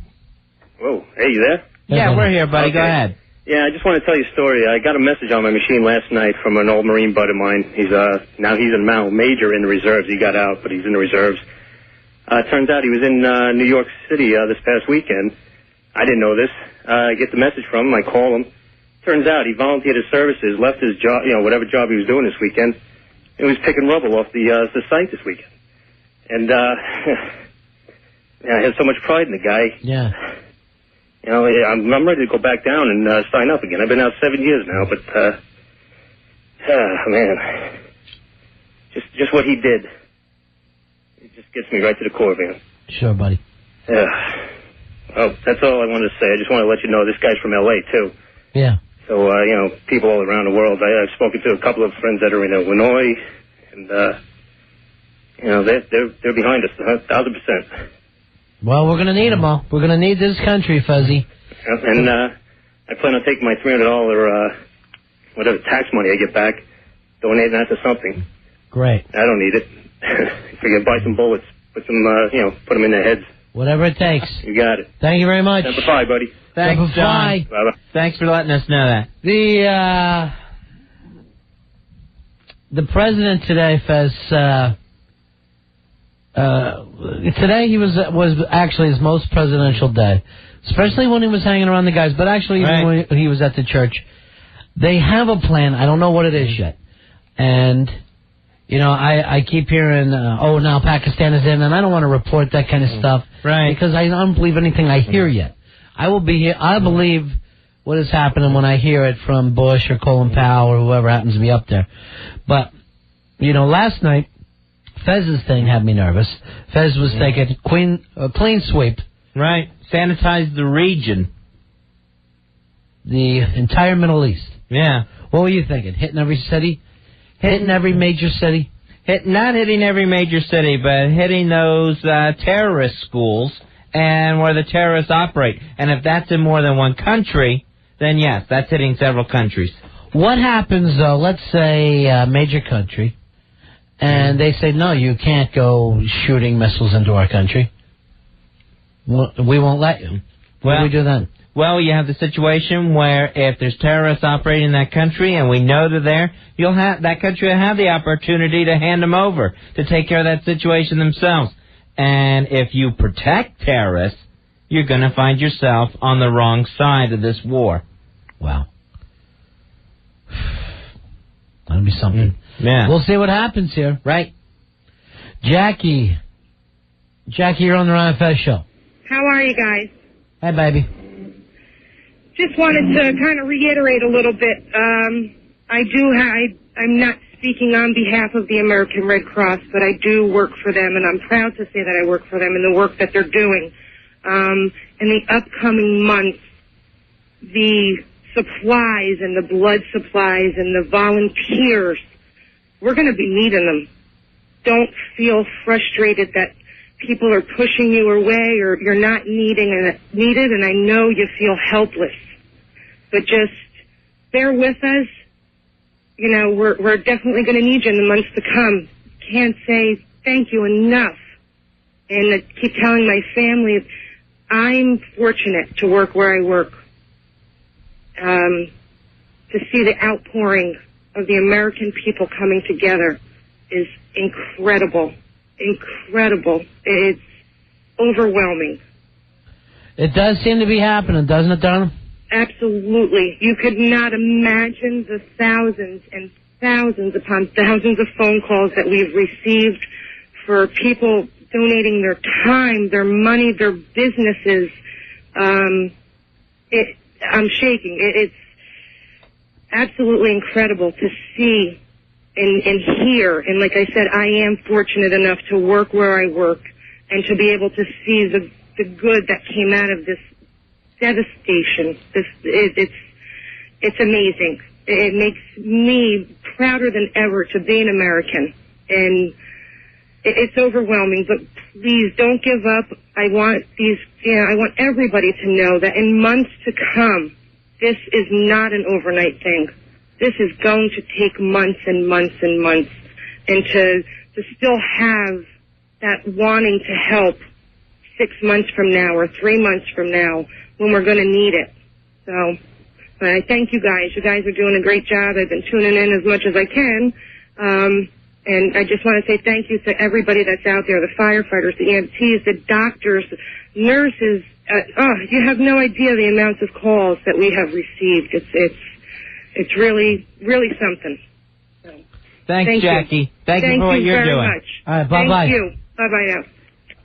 877-692-1027. We'll take more of your calls tonight. We're going to play some of the 10-10 wins because Fez is doing the pee-pee dance. Oh, yes, I am. Yeah. My legs are crossed. So we're going to put on some 10-10 wins for you. We'll be right back, and we'll keep the phone lines open till midnight. Anything at all you want to talk about, 877-692-1027. We are 102.7 WNEW. And now we turn it over to 10-10 Wins News. 102.7 WNEW, New York, carrying live coverage from Infinity sister station 1010 Wins of the tragedy at the World Trade Center. Zero today. That was during his trip to New York, and that's 1010 News coverage. What's going on at Ground Zero? We're running Fez on 102.7 WNEW. President Bush at the Ground Zero, probably at his best today, Fezzy. Yeah, and those guys were grateful to see him. The whole country was grateful to see him out there. Here's, look who it is, our old pal Psycho Mark on the line. Mark, how you doing, buddy? Hey, guys, how are you? What's up with you? Hanging out with Liz. Nice. And she's just brought some supplies to me here in Hell Central.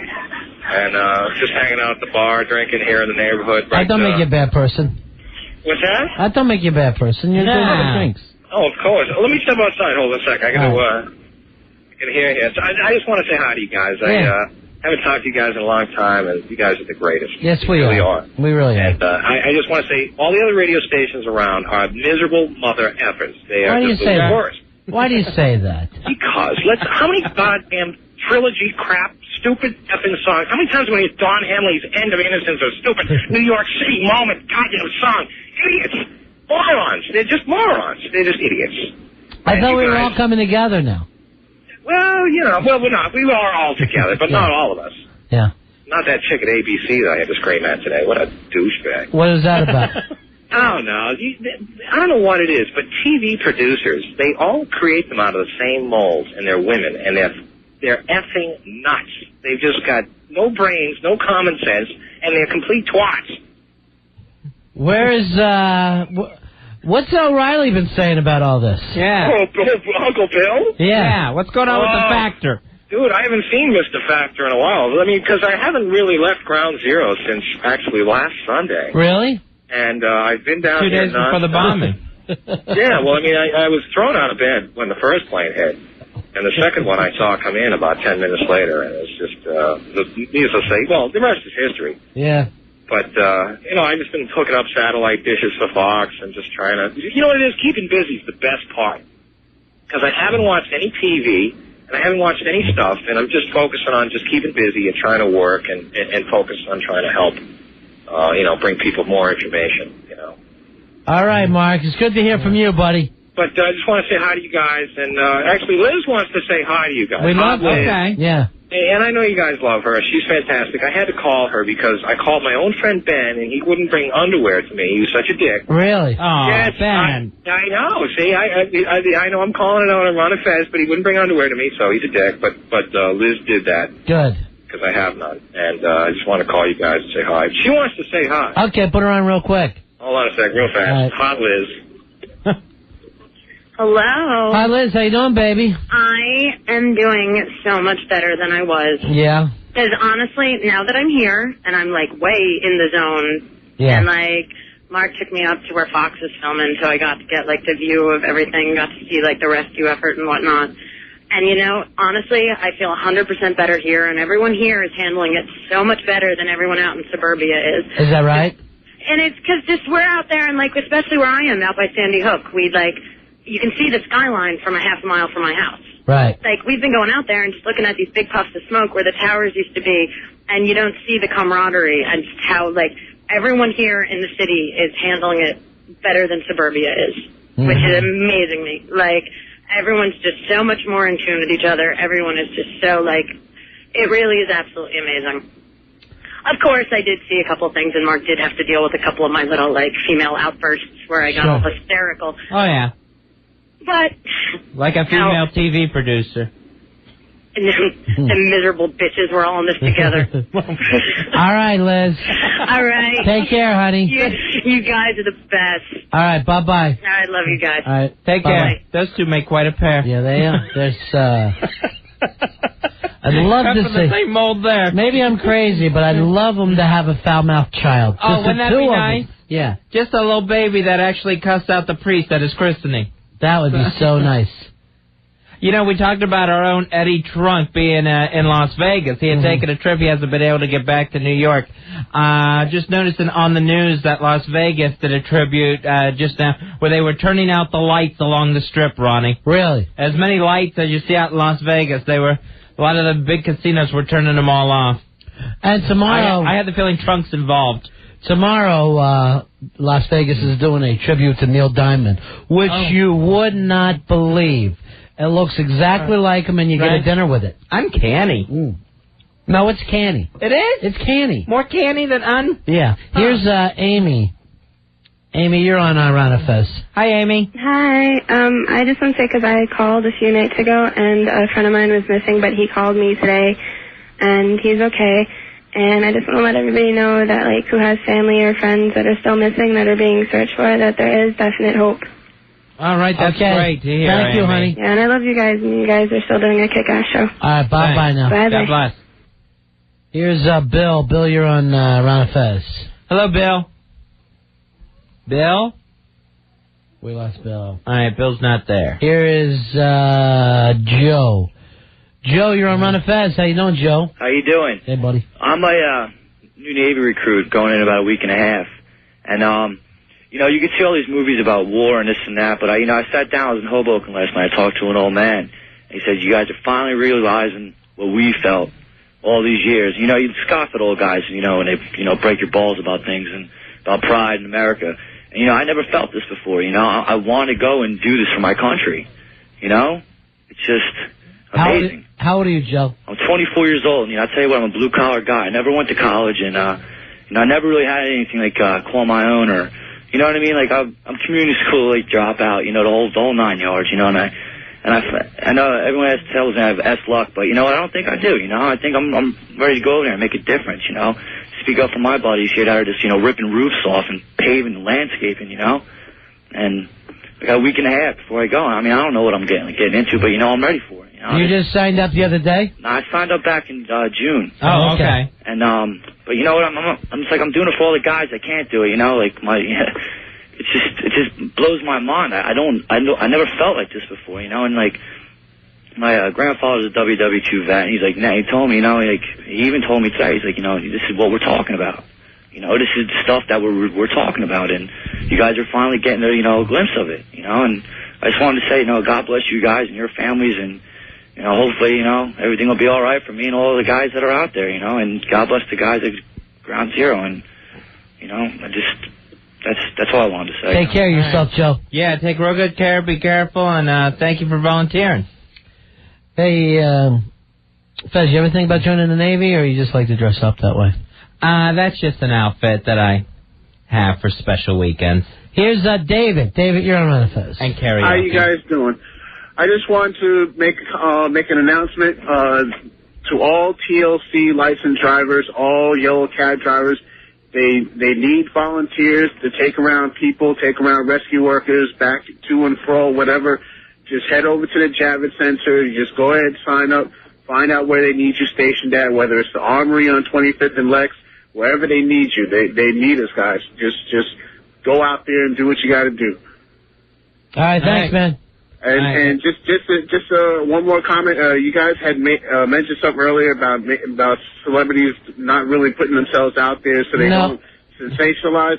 Well, 2 days ago, I saw Kathleen Turner in front of St. Vincent's Hospital, and she was running around frantic. And this reporter had the gall to try to stop her in the middle of what she's doing, to try to get her to put her face out there. And she just looked at this reporter like, well, what's wrong with you? I'm out here trying to help. I just came to mention that, that these guys who are out there killing themselves trying to dig out, they need clothes. Go to the Stuyvesant school, Yeah. And they're like, well, what are you doing? She's like, I'm feeding people. What's wrong with you? I mean, these reporters, I understand they got a job to do, but sometimes they got to think before they act. It's just crazy. All right, thanks a lot. I actually saw that myself. Take care, David. All right, guys. You saw the Kathleen Turner deal? Yeah. She looked great. Darling, I'm making sandwiches. That's a pretty good impression. Thanks. You do any impression of men? Nah. Yeah, just China. Commissioner Foley. I love Eddie Guerrero. 877-692-1027. Here is Tim. Tim, you're on Ron Fez. Hello, Tim. Hello. Hey, guys. Listen, I just wanted to tell you guys that I have a chain of pet stores in Manhattan, and, nice. I wanted to say thank you to all of our customers that have come in, and they've donated. We've donated so far probably about 4,000 pounds of food for these rescue dogs that are out there and are working hard just like everybody else, and boots and eye wash and ear wash and all that stuff for the animals. And I just wanted to tell anybody out there that they can come by any one of our stores to drop off any kind of supplies, and we'll get it over to them. We have 4 vans that are at their disposal whenever they need them. All right, and what's your pet stores? The name of the stores is Furry Paws. Furry paws? Correct. And Okay. we have a 888 number. Yeah, go ahead and give it out. It's 888 all paws. All paws, sure. All paws, yeah. And I just wanted to say, God bless these police and firefighters and all these volunteers that are out there. God bless you, furry paws. They're doing a hell of a job, and you guys are doing a great job on the air there. Yeah. All right, so there you have. If you got any of those stuff, stuff, send them to furry paws. Take care, guys. All right. Take care. All right, bye-bye. What about furry malls? How's your mom doing, Fez? She's not that furry. Thank you for asking.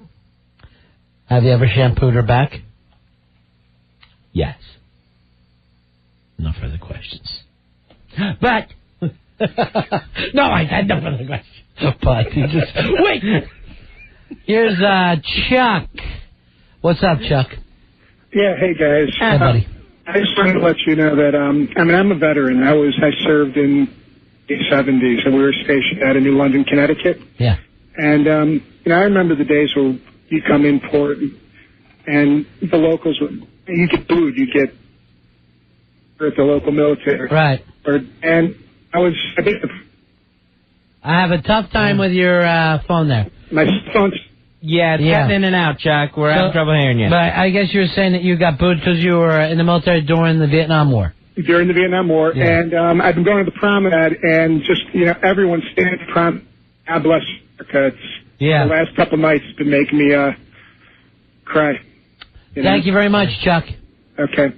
That's it. Thank you for that call, Chuck. 877-692-1027. Some of the peaceniks, like our own Billy Staples, have got to understand that this is a different situation. Yeah. And New York was bombed. Yeah. This is on our soil. Hippie freak. Billy Staples. Here's Brandon. Brandon, you're on Manifest. Hey, Brandon. Hey, guys. Yeah. I just wanted to say that I think one of the main goals of terrorism is to make somebody afraid to live their daily life and afraid to be a member of a country. And I don't think that's really worked here, because I don't know about anybody else, but I've never been prouder to be an American than right now. I mean, I was driving on the Garden State Parkway today, and over all the overpasses there were people waving flags and holding up signs that said, "Honk if you love the USA." And it was a pretty emotional moment, and it made me really proud to live in the New York area and also just to be an American in general. Did you honk? Yes, definitely. Good for you. Yeah. He was proud.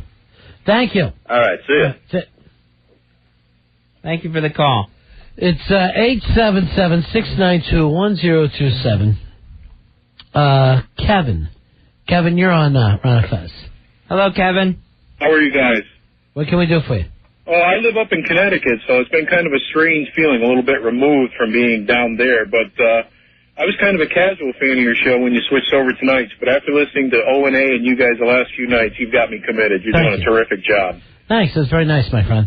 I just wanted to say, I don't know, it's been a very strange week. I don't know if you guys are aware of the role. Connecticut's had a little bit to do with your success. Uh-huh. Governor Rowland has had doctors and ambulances and all kinds of construction equipment ready to come into Connecticut if necessary. I thought that was fantastic. And today in the company I work for a bank in Connecticut. We had everybody in our office wearing red, white, and blue. We took up a collection to go to the Red Cross, and our company's going to match up to $10,000. So big thank you to the company I work for. That's great, Kevin. Keep up the good work, guys. You're doing great. We love Connecticut for everything except for that whole Martha Stewart situation. Well, we don't have any control over that either. There you go, my friend. All right, thank you. She's the next governor. All right, bye-bye. Connecticut, come to throw, Fuzzy. Nice. It's good to get the reports out of Connecticut. Oh, here's somebody we haven't talked to.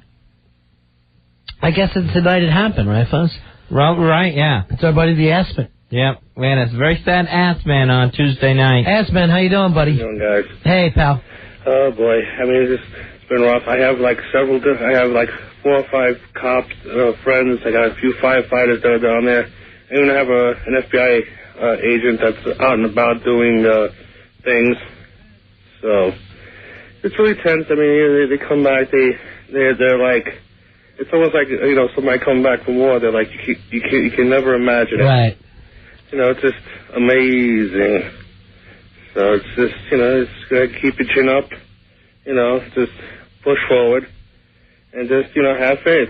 I mean, just, remember those that we lost, and just carry on. It's just, it gets hard once in a while. You just, you get so many different ranges of feelings, from anger to fear to just sadness. Sometimes, you just break down and you want to strike out and lash out at somebody, but you don't know who.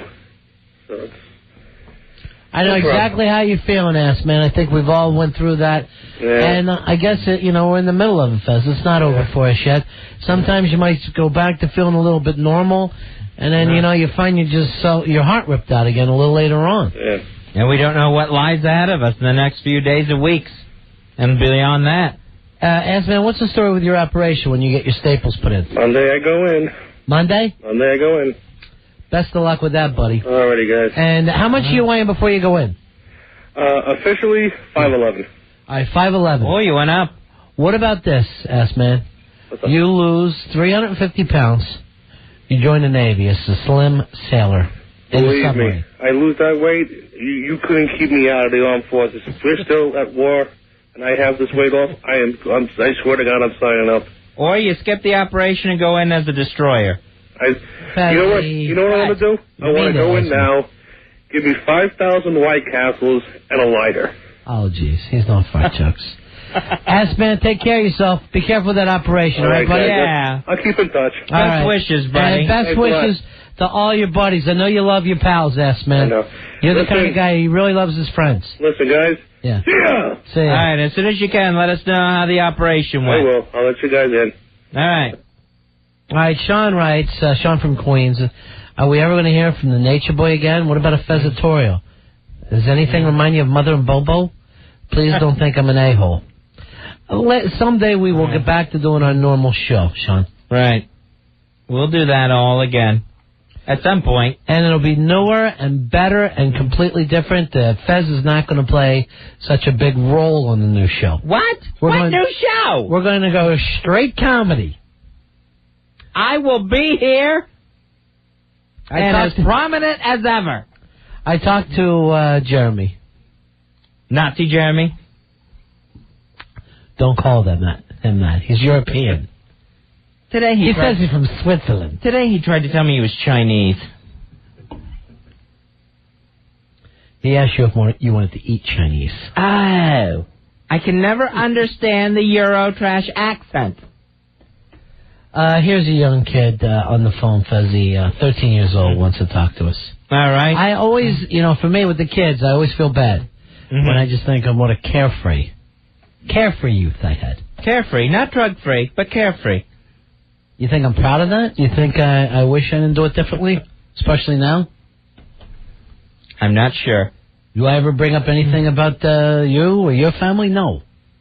I treat you like gold. You just said I had to shampoo my mom's back. Ben. Yeah. Hey, how you doing, buddy? Hey, Ron Fez. You're 13 years old, huh, my man? Yeah. Yeah. I'm going to be kind of nervous. I've never been on a radio show or anything like that. That's okay. So, how you guys doing? We're okay. What can we do for you tonight, Ben? Well, I've had a couple friends, like, they had relatives and stuff like that I knew. And, like, they weren't very close to me. They weren't, like, blood related or anything of that sort. Sure. But, I knew them. And, and I'm just kind of sad because, they died in the whole plane crash thing. Uh-huh. And I just kind of need somebody to talk to. Well, we're here, bud. And we're all sad. Everybody is sad. Yep. Everybody's heart's broken, kid. Yeah, did you guys know anybody? Or that, that was killed? I didn't know anyone directly, but one of my pals back home lost a cousin. Well, I'm going to say his cousin is still missing. Oh, that's horrible. And I found that out today. A strange story. Somebody said to me, and it just goes to show you how much your life has changed this whole time. Someone said, whatever happened with the people in the Big Brother house? And I go, I didn't even think of that because I watched every Big Brother show. Oh, right, yeah. And then I said, Monica on there is from Brooklyn. So I look up the website when we're sitting in our office to see if they ended the show or if they told them. Monica has a missing cousin. Oh, man. So, I mean, it's touched so many people. I know it's a bizarre case. I'm thinking of that, but, That shows how enormous this thing is. Yeah, and, did you guys hear about how much blood was received? No. There was actually, you know how the whole blood drive thing's been going on? Right. And I'm very proud to be able to say this, but there were maybe double the amount of blood needed. Sure. And which is, I thought that, you know, only a couple people would donate blood and we'd be a shortage. And, you know. All right, pal. All right. I'm glad you called us tonight, all right, my man? All right, is it all right to say see you? Yeah, go ahead. Sure you can. All right, not like that, though. A little deeper, like you're a man. No, that's too deep. That's too deep. Yeah, one more time. Higher. All right. Huh. All right, Fez is going to get your number, okay? No, don't And give it to waist him. size. Don't give it to him, all right? Come on. See you later, Ben. All right, bye, thanks. Bye-bye. Thank you for the call, Ben. 877-692-1027. Here is Alicia. Alicia, you're on the Ron and Fez show. Hi, Alicia. Hi, how you doing? Hey, bud. Go ahead, sweetheart. Well, I'm from a very small town in Jersey, very, very small. You know, it's only a couple miles long, and I just want to say I deliver pizza, and every corner, I'm not kidding, there are people with donation drives, and it's absolutely amazing. Like, I'm kind of young. I've never been through any confrontation. I'm 19. I've never, you know, lived through many, you know, I was alive for Desert Storm, but that was, you know, I was in grade school then, so it was no big deal.